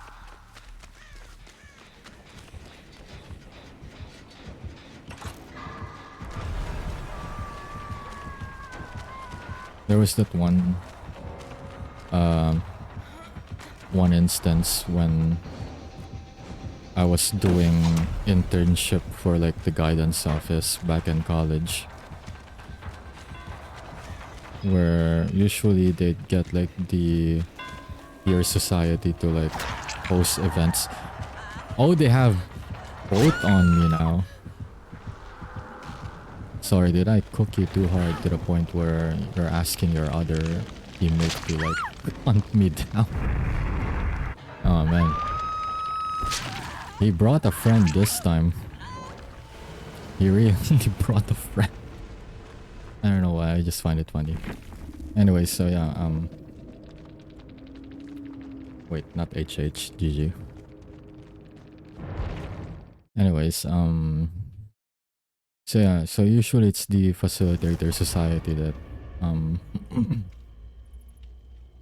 that does the event hosting during programs and whatnot. But this time, I forgot what the reason it was, but this time they decided like, okay, we'll just let the interns host the event this time. And it just so happened, well, there's like 10 of us there, but for some reason, it's like, I'm the one, me and my other like co-intern was like picked. And I was like, really like trying to like get out of it too. I was asking like, do we really not like other options for this? Like, I'm really not built for this and whatnot. But they like, no, we don't really have like any people available for this. And I was thinking like, hell no, we don't have. What do you mean we don't have any people available for this? There's like 8 other interns here. Why not pick from any of those? But anyways, point is like they're just not letting me off the hook with that one.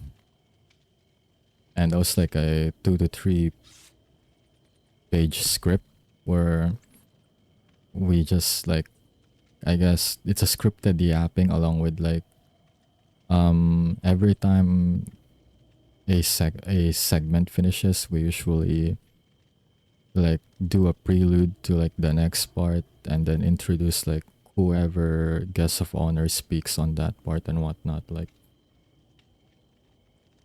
yeah, I remember during the practice sessions, like, because again, I'm like monotoned and I don't really express myself much when I speak. They keep like making me do retakes and like correcting like this and that. And even when I feel like I'm already doing what they told me to do, they still were like, no, put more, like, I forgot what they said back then, but basically just like put more effort on it and whatnot, right? Like, I remember like tiring myself out because it took like maybe 1 to 2 hours, because you would usually like practice at the end of our shift, right?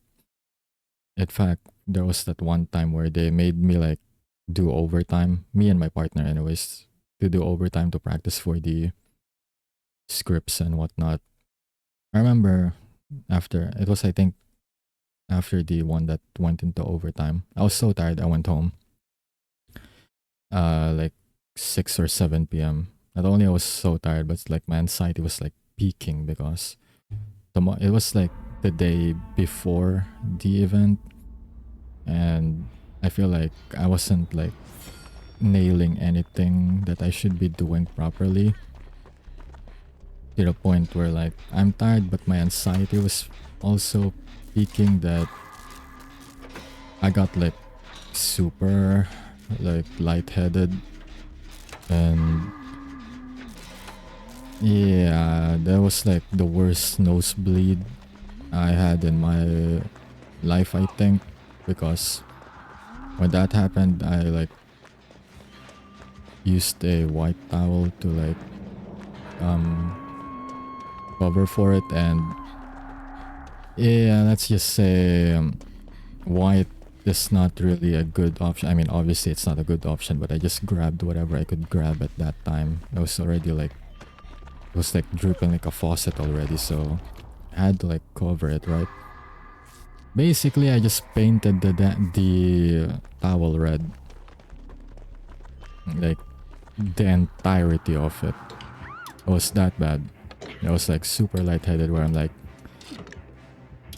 I was like considering if this doesn't get any better tomorrow, like I may not be even able to like attend the thing. So I went like the next day, and like I mean I was like not feeling as tense anymore, but like I was thinking, what if it gets to the point where I'm like gonna have another panic attack or something? So like I explained it to like my coordinator and whatnot, like, hey, I like there's a chance I might not be able to do this, like because I'm like really anxious and I do get like panic attacks and whatnot. So they, at the very least though, they did like offer me to like have the option to back out just in case like something bad happens. They did tell me that if during mid-event, if it really gets bad, I could just sit it out, and then my partner will just cover for me. But during that time, like, yeah, part of me wanted to just take the offer just in case, but part of me just felt really bad that I'm just like leaving my co-intern to like do everything, because it feels like I just bailed on the spot. So I think that's what kind of kept me just going through with it. Like, I don't want to be like a dead weight and just push work on other people. But yeah, it was like, that was an experience for sure. An experience, and definitely solidified the fact that I can't handle, well, I guess I did handle it, but preferably I don't want to handle anything that like puts me in front of like a lot of people, like any public events or so. In middle school, let's see. In middle school, my group always forced me the main character on me. In high school, I played every extra character and directed too. Also, you can both act and direct a play. That's good though. It's really good. Because in a way, like, right, what makes a good director is the fact that they would know how to act too, because they can actually like tell you what you're doing wrong in terms of like expressions and whatnot. Like, how can they guide you if they don't necessarily know how to act too? Like, they're not gonna be able to like explain how you should be doing that well if they don't know how to do it. They're conditioning you time to release your main character. Nah, I don't I don't know about that. Maybe if it's like an Origairu where it's like a super introverted and like a nihilistic character, but I don't know if I can do a like proper normal person character. Oh dang, sorry to hear that. It's very nice of you though. Yeah, I remember after like after like my nose was like done bleeding and whatnot, like called my like best friend at that time, and yeah, they were just urging me not to go. They're urging me to like not to just go the next day, but I'm like, but like, yeah, I still want to see like how I feel on the day itself before I decide to like just not go or anything, because I was still banking on the chance that you know, I might not feel as bad or anything, which I did, by the way. I didn't really feel, I think it's because I already had the panic attack prior that I didn't have it on the actual day itself, which is good. because it would have been a disaster if I started like profusely nose bleeding the way I did at home on the day itself. Like, yeah, that's not gonna be good at all. But yeah, it worked out though. Well, worked out in the end at least.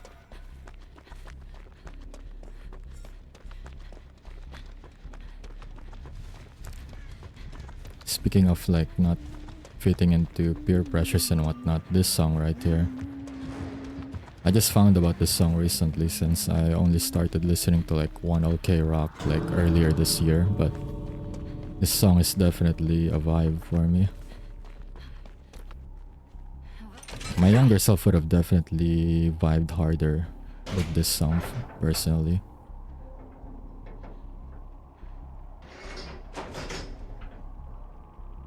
Yep, standout fit and yeah, that one. Like, I definitely feel this song. At least they know not to force you next time, true.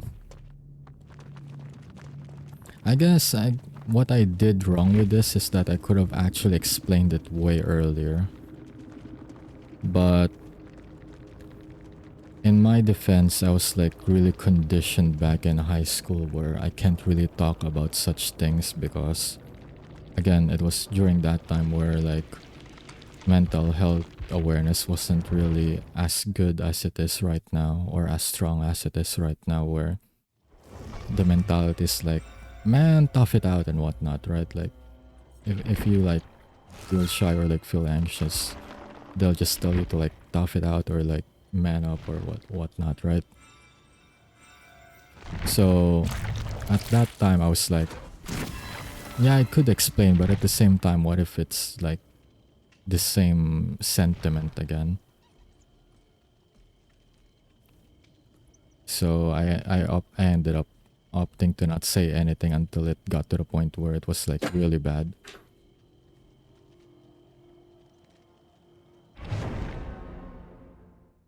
It's a nice song, for real, for real. Great. And it's easy to follow too, so it's one of those songs that you can definitely do on karaoke for sure.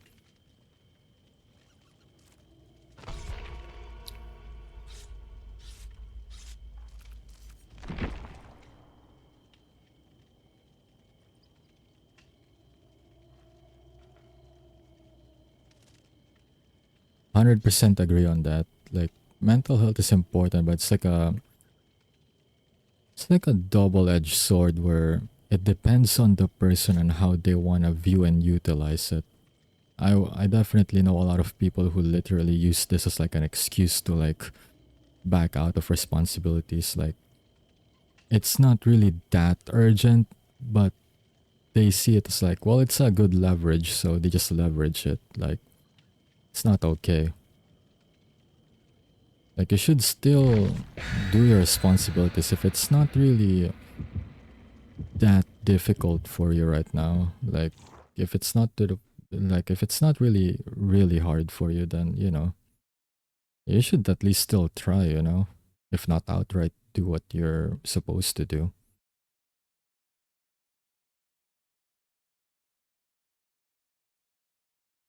Like, it's important to just know your limits when you hit them and to like hit things out, right? But at the same time, like, shouldn't use that as an excuse to literally just sit out on everything and just basically use it as like a get out of jail free card of sorts.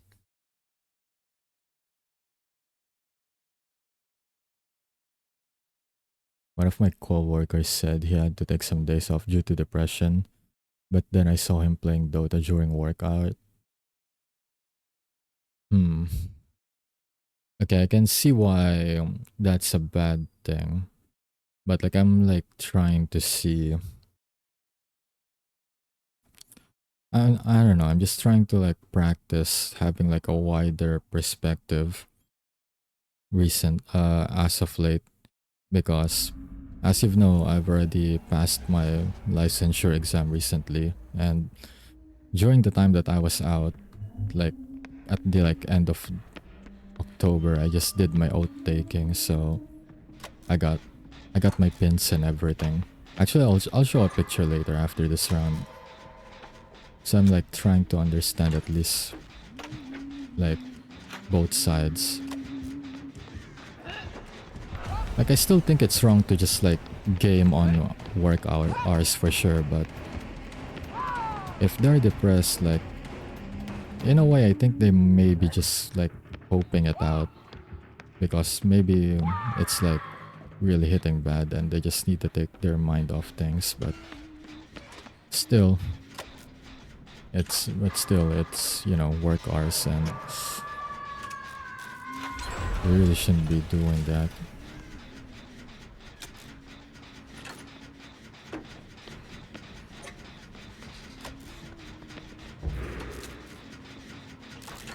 How many days did they take off though? Did they take like a week off or so?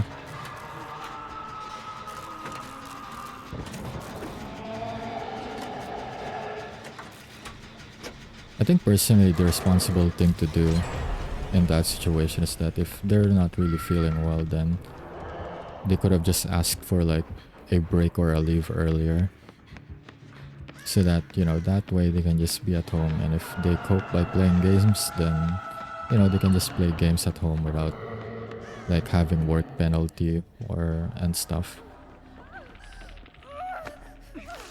Because a lot of like workplaces, I mean, are definitely not tolerant to, you know, that kind of behavior where you can be perceived as like slacking off.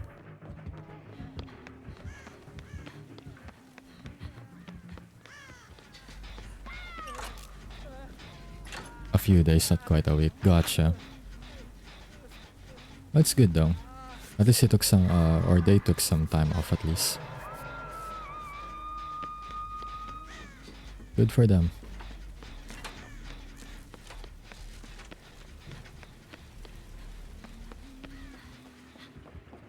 Maybe because I compared him to me when I felt terrible to the point of having take days off, I just lie down and do nothing. I feel that one too. I had that moment in college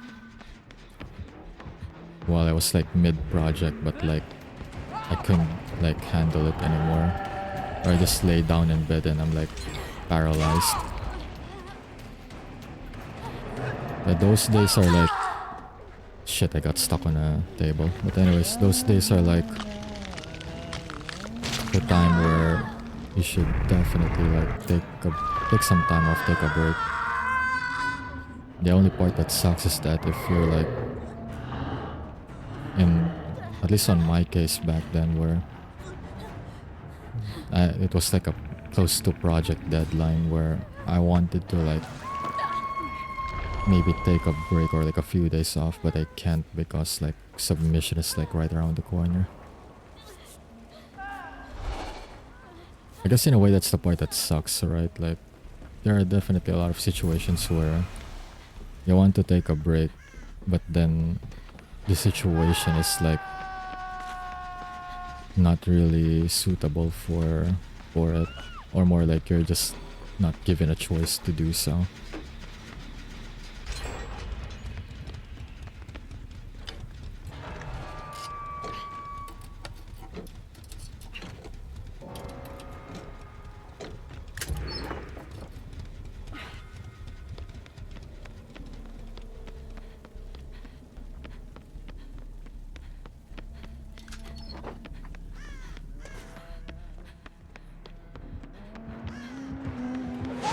Oh, well, dumb luck I had for like literally running onto the same killer that just got me a while ago. Ain't that interesting?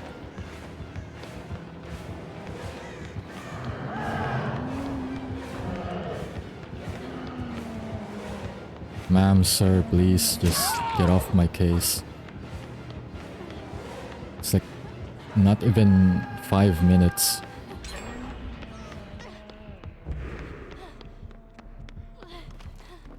Yeah, I can't focus. Games are not fun. Watching anything is just as boring, so I just pass time. Yeah.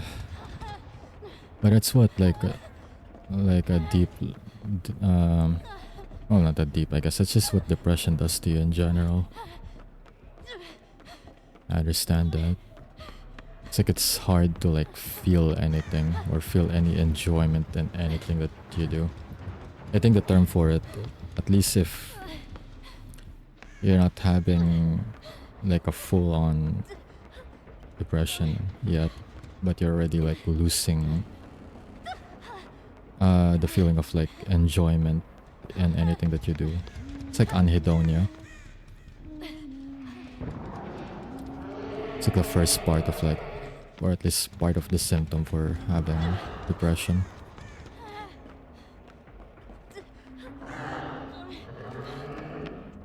Anhedonia, yeah, that one. Maybe I just mispronounced it. But it's that one, yeah. I mean, you can look it up too if you want. By definition, I feel like I described it properly. But hey, just in case I got it wrong.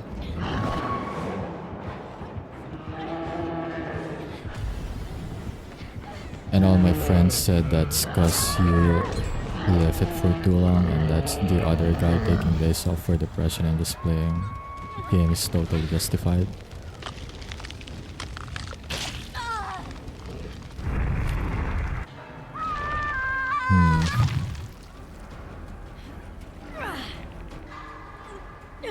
I guess I can see where they're coming off on that one, but I don't know, it's one of those things where if you're in the situation yourself, or at least have been in the past, you would understand it better than those who haven't been in that situation. I can see where they're coming off with that statement, but at the same time, when you're in that moment, in that feeling specifically, it's like not that like some things that should be like common sense or logical is just not really, you know, not really that obvious because you're not really in the right state of mind.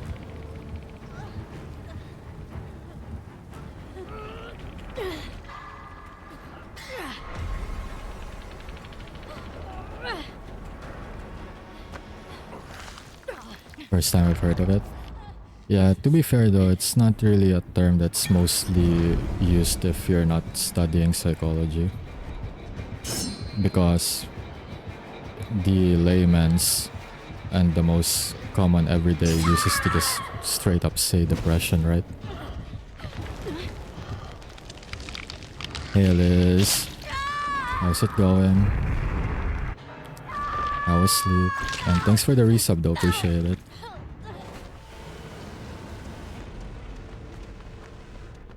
Alright, right, let me match this over. Let me just show the... Let me show the pin, hang on.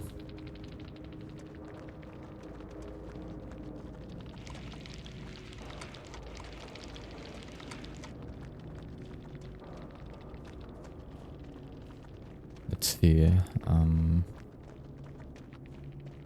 I believe I have like a folder saved in my PC for it.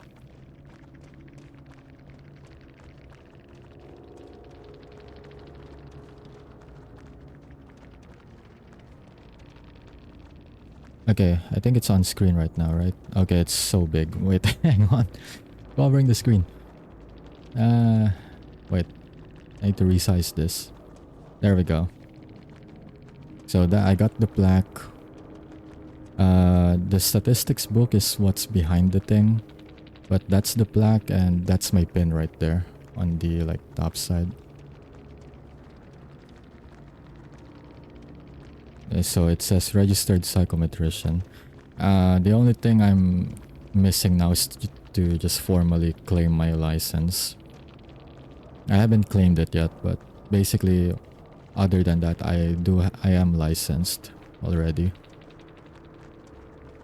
Wait, let me get the zoomed in version of the pin. So here's the pin right here. So it says, it has the psychology logo right there. And then it says psychometrician. And on the side it says Professional Regulatory Board of Psychology. So yeah, it's right there.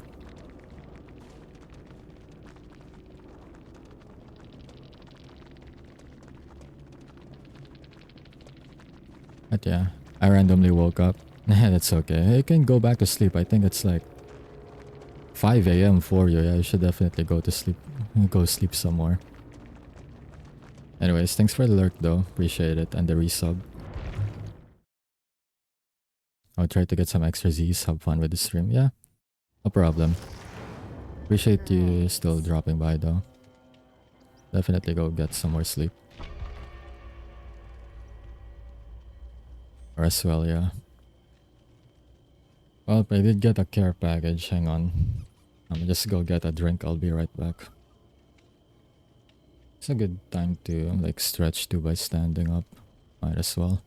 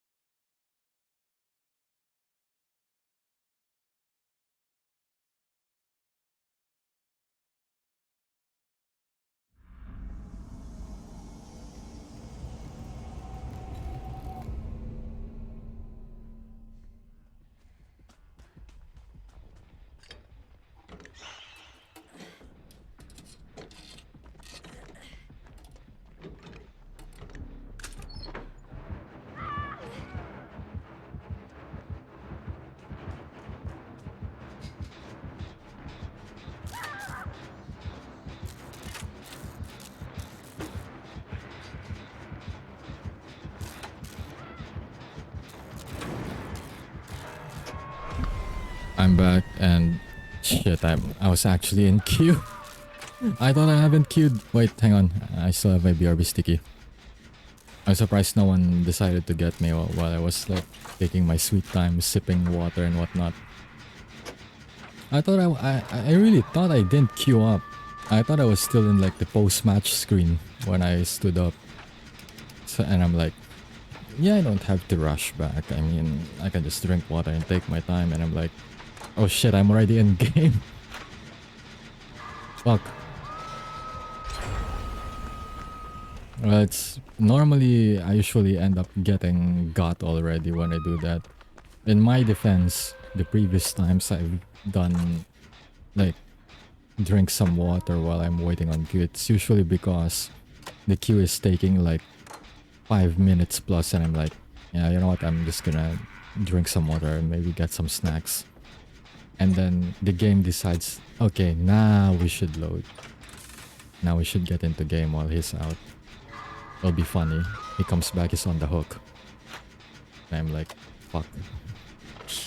Of all the times. But hey, not this time though. At least I didn't get got. No, it's the muscle memory for sure.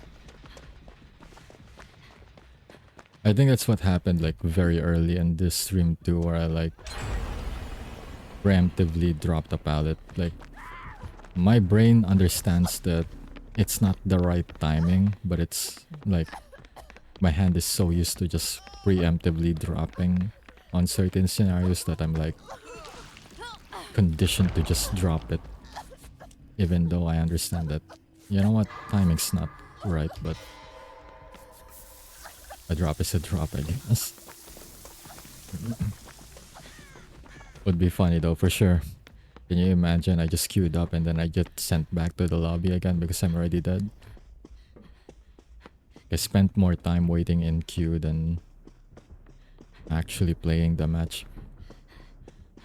That's at least like a good chunk of my Apex experience, to be honest. When it's one of those long ass queues, and then you get a team that just solo drops. Like, well, okay, I guess this run is gonna be a short one. Or if they don't solo drop, they hot drop, but it's not even the we got there first kind of hot drop. It's more like we're actually the last people on the hot drop, so there's like zero loot. And like, okay, what do you want us to do here then? Everyone got the guns and got every scrap of ammo that they could find. Meanwhile, we're all here, no guns, just running around, because what the hell are we supposed to do?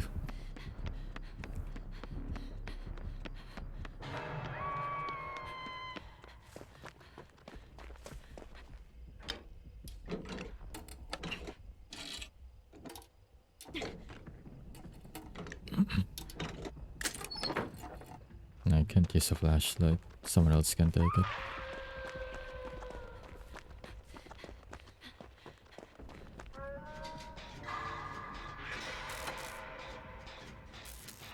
I think there's been like a Dracula almost every match, almost. Guess a lot of people are just enjoying Dracula in 2v8 right now.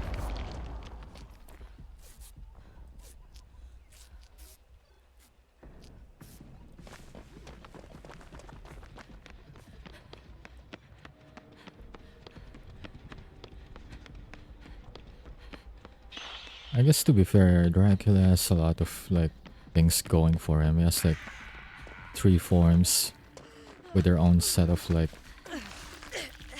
abilities, maybe except the bat form. That thing only has a passive.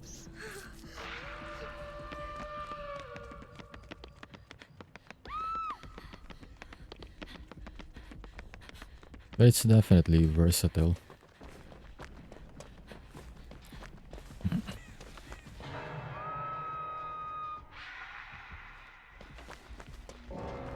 Oh, they're already dead. Never mind.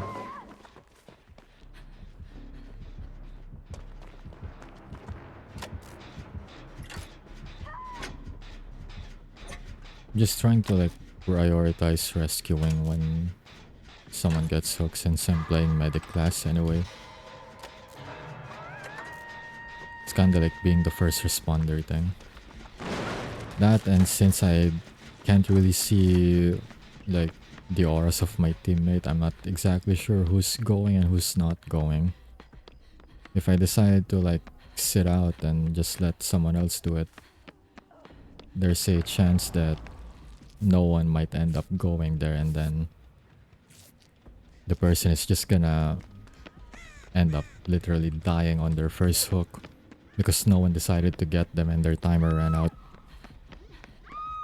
Actually happened to me before too. Like, literally there's 7 other people and no one decided to go rescue. Surely there's at least one person that is not being chased or doing anything particularly important, right? They only need one person to rescue. But no one actually went.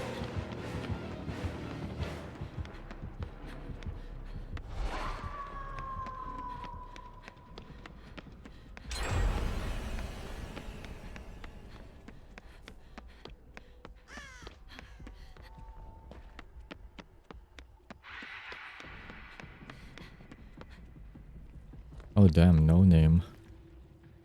Been a while since. Oh wait, shit. I realized what they wanted to do. My bad. But yeah, it's been a while since I've heard any music from them.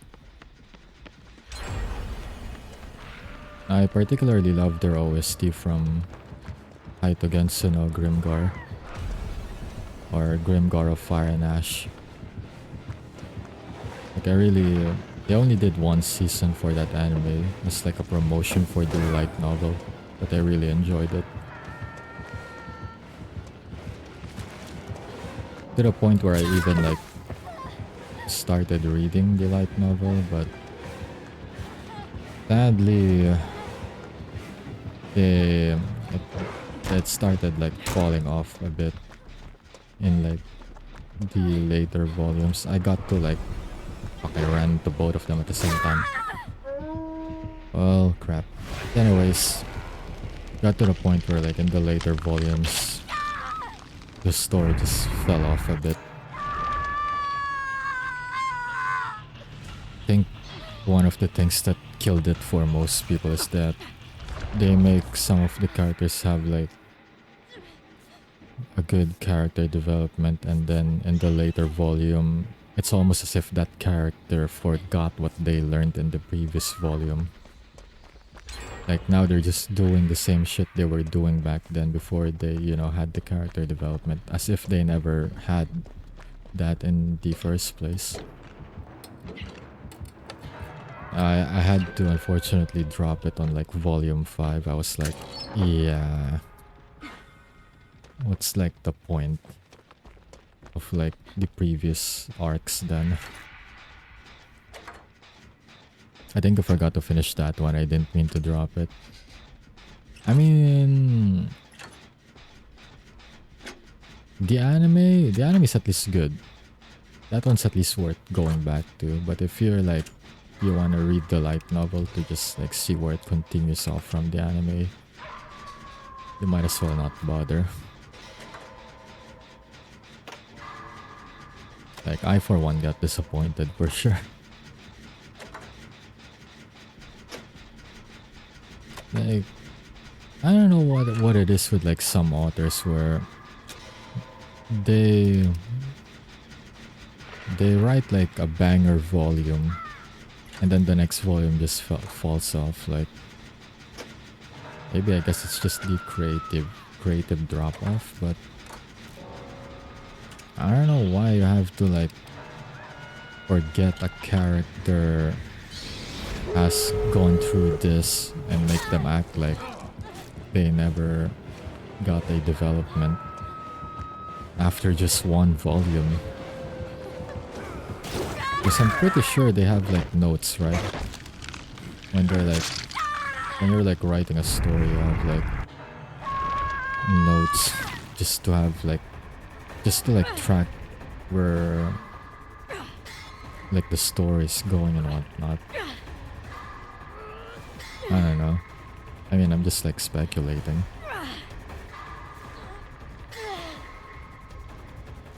Sometimes it's editorial decision. Guess so.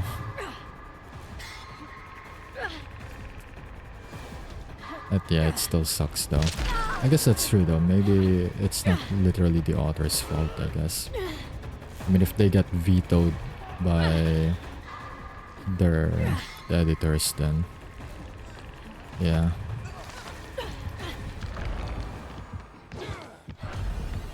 I'm actually surprised that I still got rescued though. A part of me literally just assumes that they would just go for the hatch right now.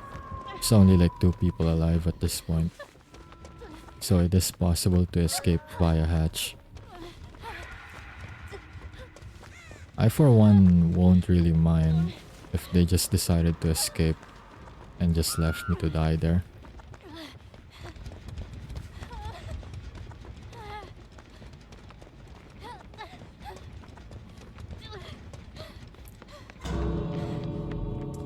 Well, shit, they closed both hatches. I don't even have a key, so escaping via gate is like my only option. What are the odds they're not gonna get here on time?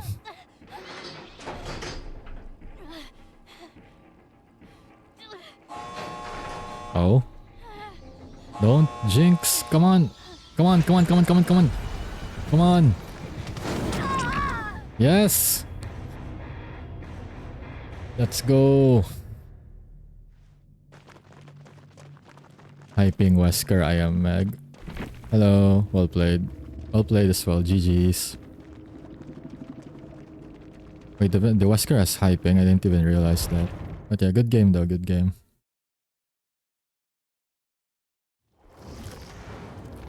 Not again. I'm actually surprised that the Dracula didn't or wasn't able to like hit me after transforming back to the bat, because I still had like a good, I don't know, maybe a good distance to like run off the exit. I feel like they could have landed a hit if they decided to like lunge.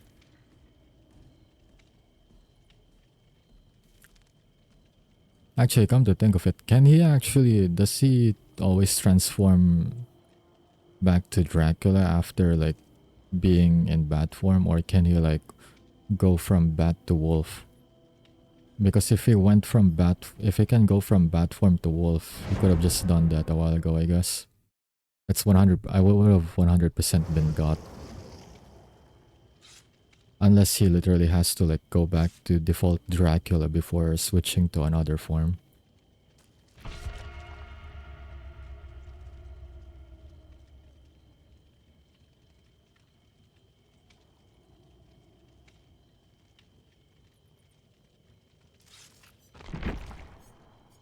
Oh, I forgot to say GG's in chat, I guess. And yeah, it's muscle reflex for me to just click continue after every match.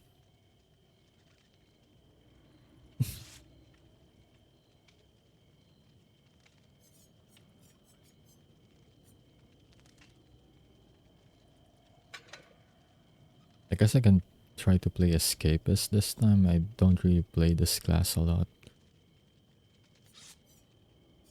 I usually just play Medic or Guide.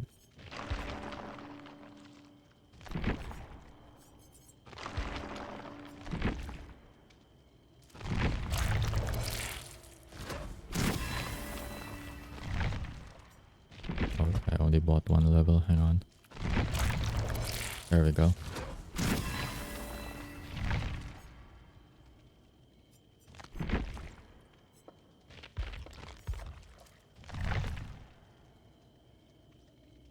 I should probably check on my quest list again. I feel like I've already completed the... I don't know, I'm still tracking it, never mind. So I haven't played 6 trials yet, probably just 4. I find it questionable though. I feel like I've already played 6 plus a while ago. But I'm still missing 2.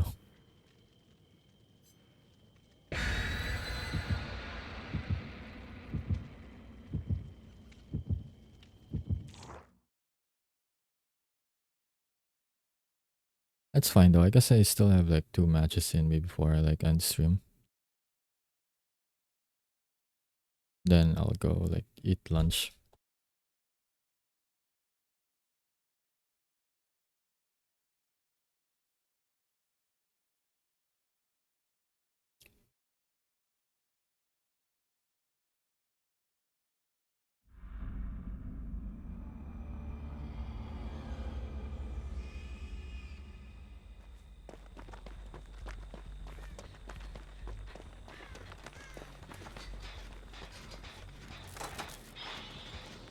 It's another Dracula. See, it's almost like every match has a Dracula.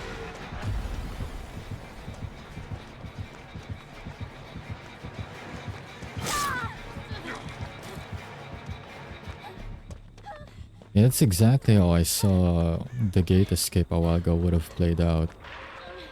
He definitely could have just lunged. So I still find it interesting that he went for the flame pillar instead. Or who knows, maybe they're just letting me escape.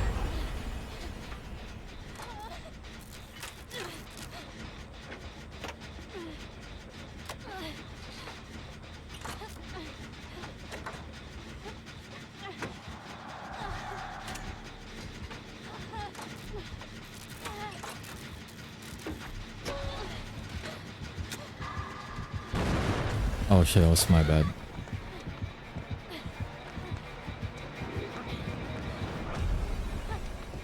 That's my bad right there.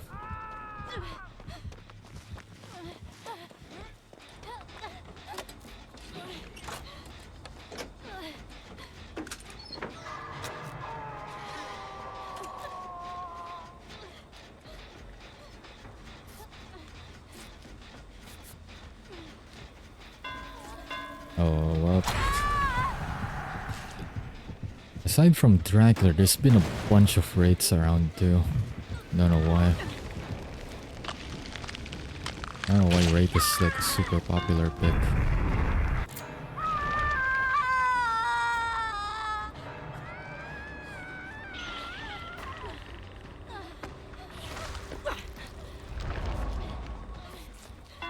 Again?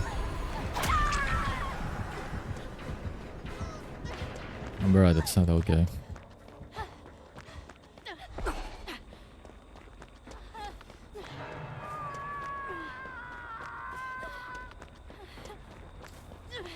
It's kinda ironic I'm rescuing the one who rescued me a while ago. There you go, you're good.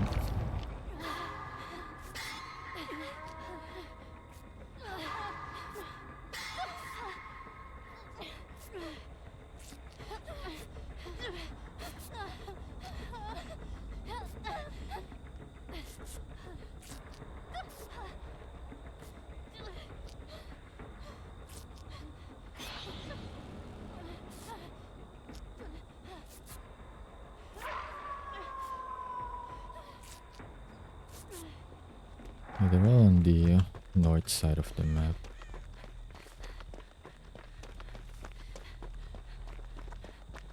Or maybe that's the south side.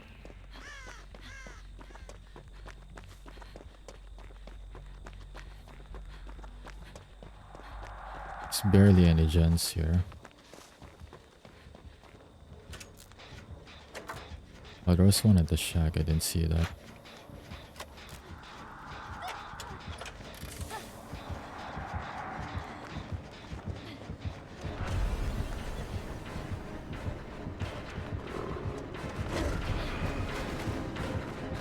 Yeah, that was well-timed speed boost on that. Because he tried lunging at me. He missed because I speed boosted on time.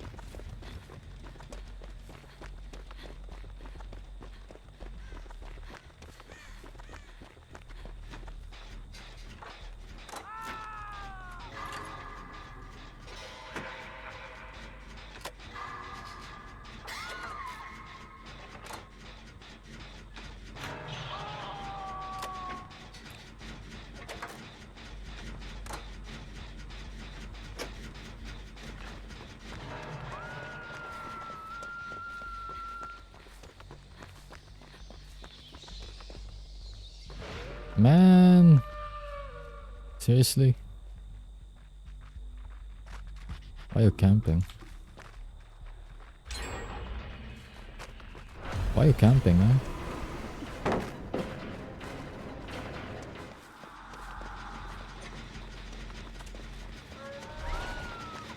I guess at least I distracted him long enough for someone else to actually go rescue.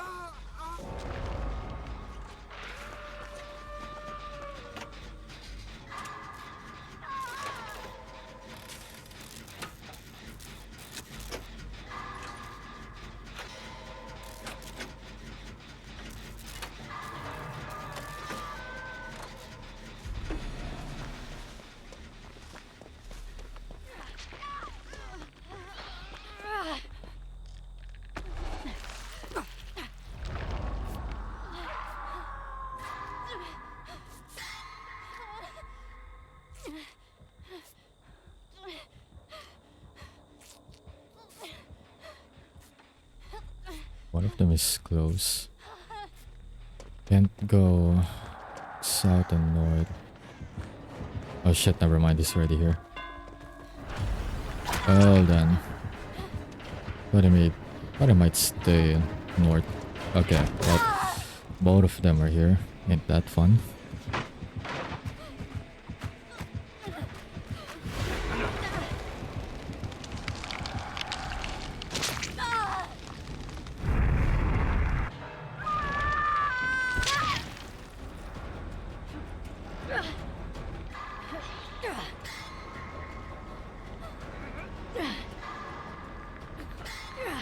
And one of them is like right there.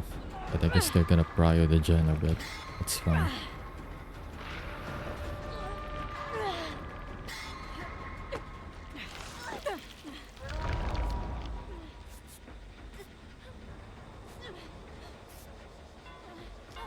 Wait, it's right there.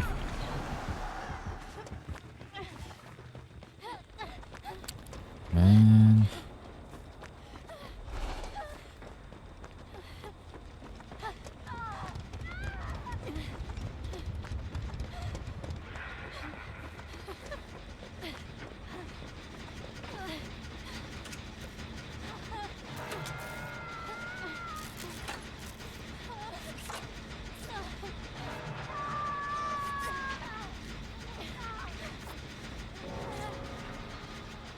Wait, I'll go get this. Or well, I guess I'll help heal. I don't know, I guess I'll get you then.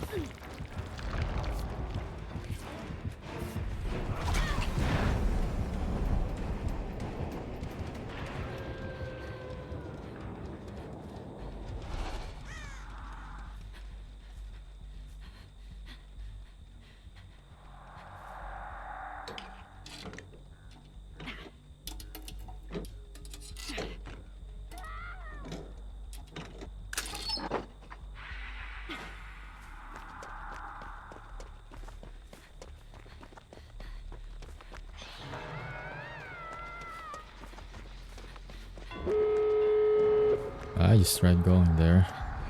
A no-go.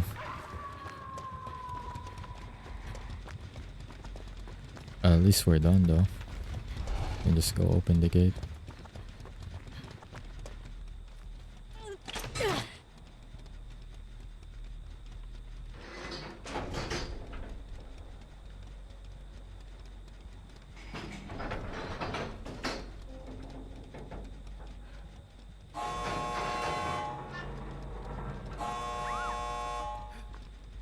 Okay, good. I was on a lookout just in case Wraith might decide to like go here. Because Dracula is like on the far other side of the map right now. Yeah, see? Already right there. That's kinda what I was expecting. While I was opening the gate anyways.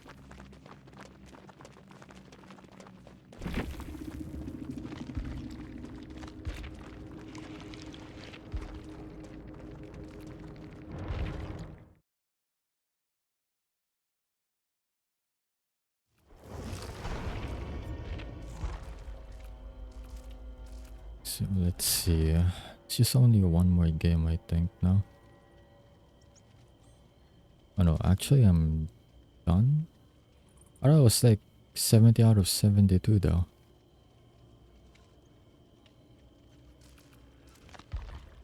Wait, was it like... Oh wait, it's over here. Okay, so just one more game then.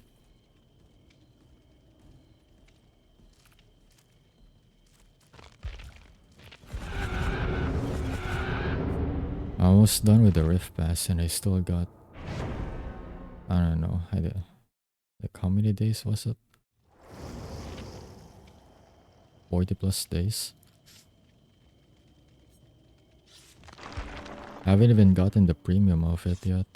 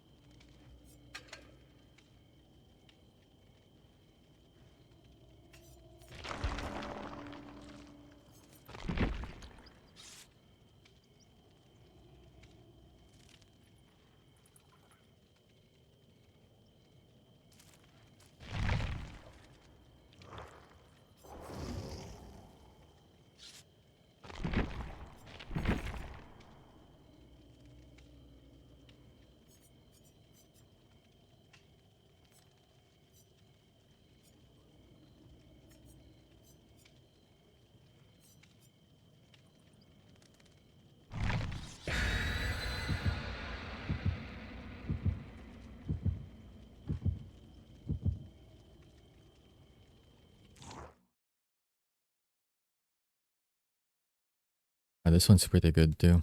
Paradox. Banger of a song.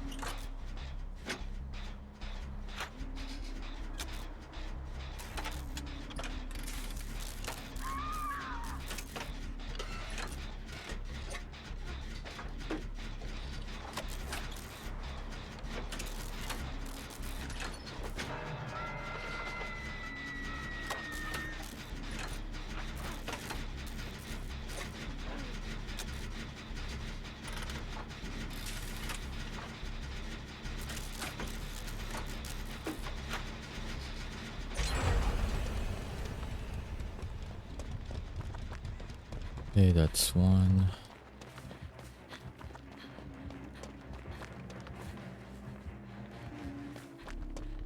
Is that a huntress I hear? I think I hear some humming. Very faint though.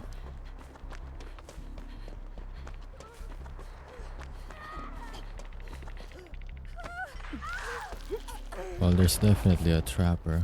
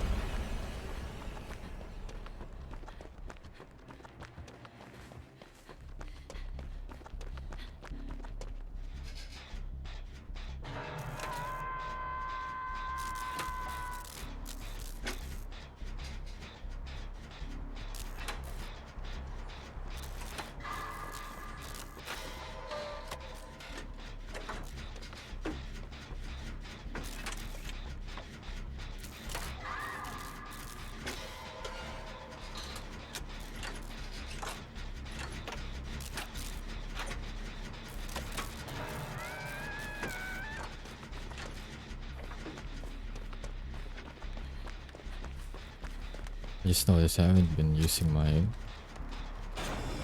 class skill much. Forgetting it's not really, it's not the gen boost anymore.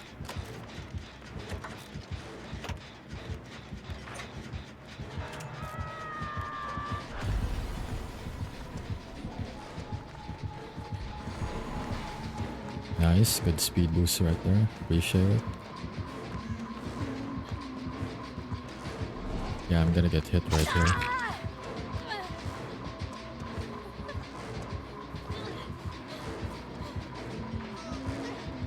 Okay, maybe able to like put a distance here. If I can make it to the pallet. There's no pallet. What? I think it's actually on the other side.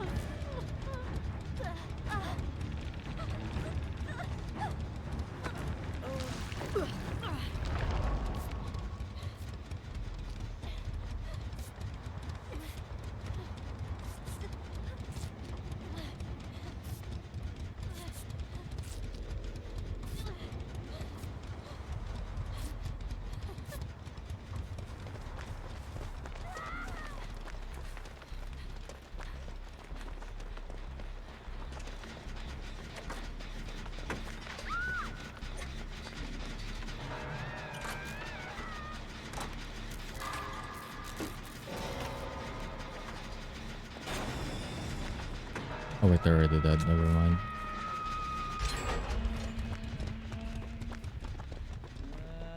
Okay, so the other one is a huntress then. I was right when I heard the distant humming a while ago.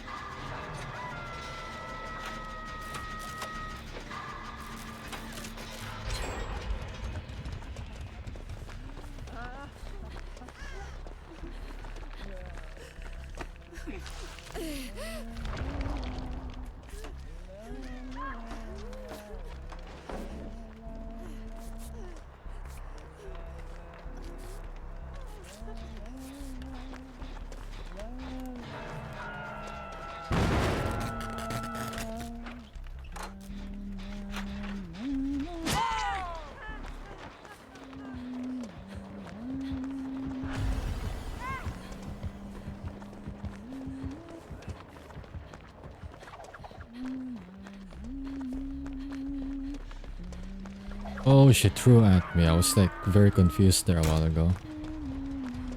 I heard the whirling noise, but I didn't see any hatchets.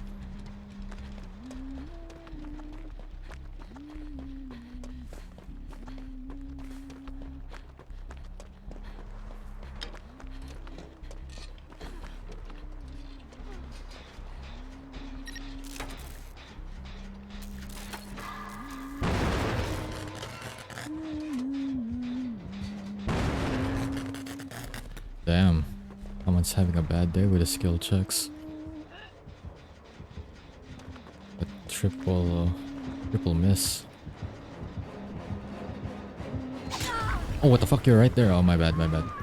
I didn't like me trying to like touch his trap over there. My bad.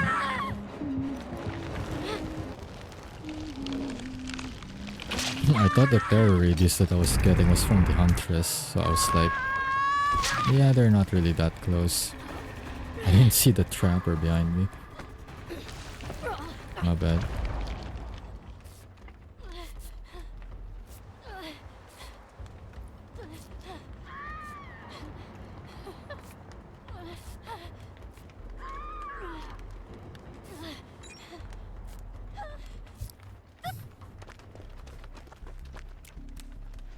Oh wait, you need heals, my bad. I thought you were full health.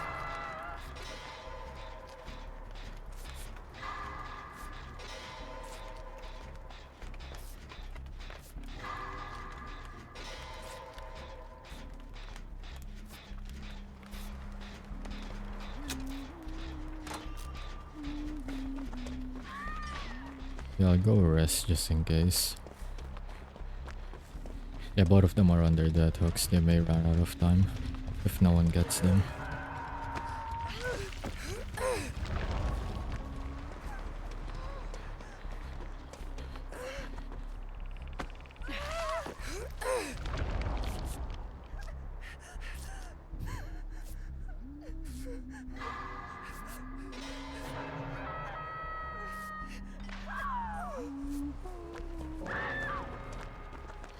Yikes.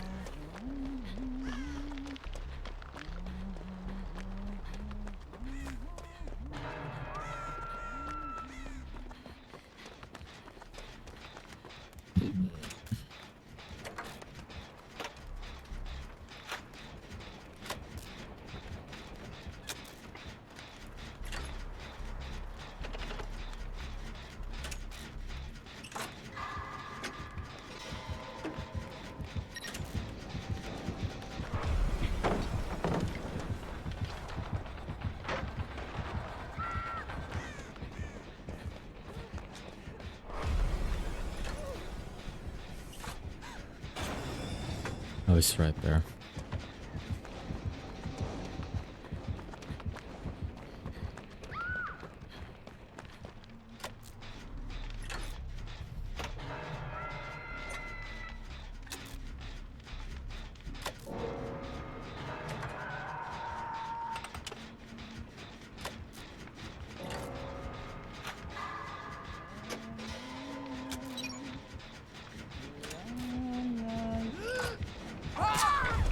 Yeah, they're humming and the rate is like very deceptive.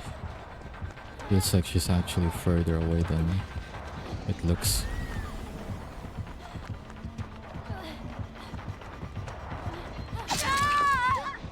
Rip. Oh well, GG.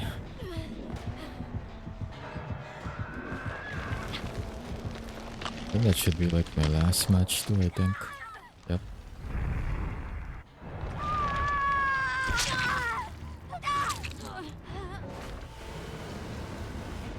It's a hatch game for them, you know. Might as well like watch it for a bit. Hatch should be available for both of them. Oh, they ran to each other too, so... Yeah, well, if they find the hatch right now, only one of them can escape unless the other one finds the second one. In a way, it's kinda not ideal for both of them to be in the same location.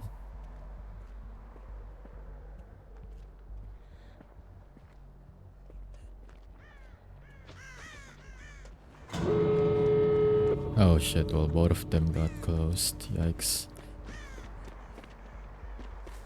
The Ada has a key though, so... Let me check.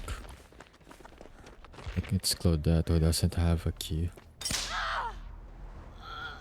Yeah, that's a problem right there. I guess in a way it's good that Claudette was there.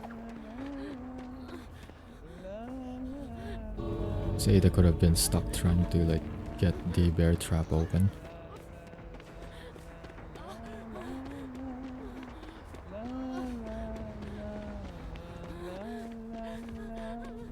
Yeah, it's gonna be a problem though. I don't think they can...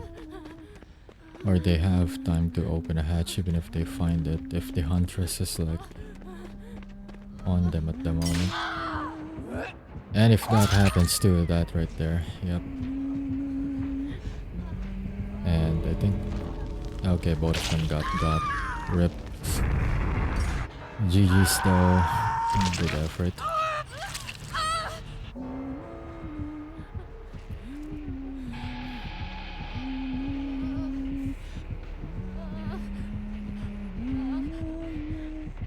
Guess they're letting the trapper get the Mori.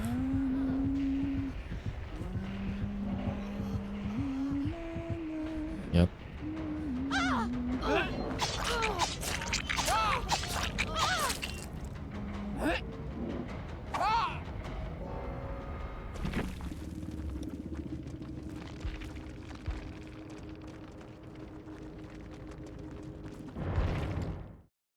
Alright.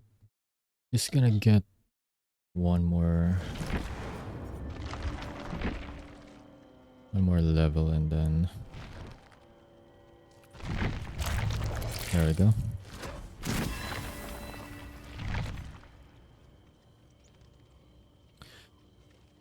Alright, that'll be all for today's stream. Let's see who's live right now.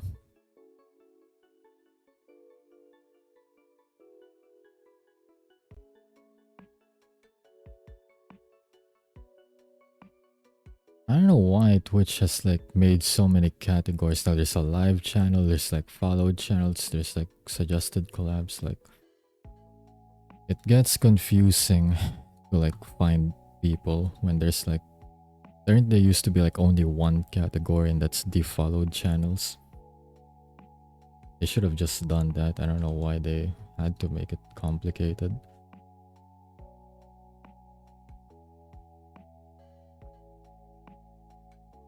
Anyways, let's see.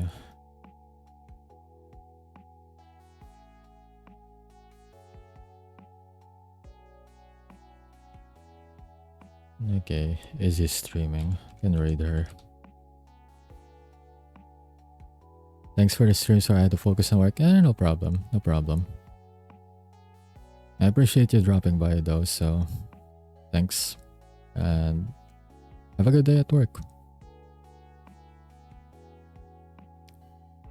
Appreciate you dropping by to chat for a few hours.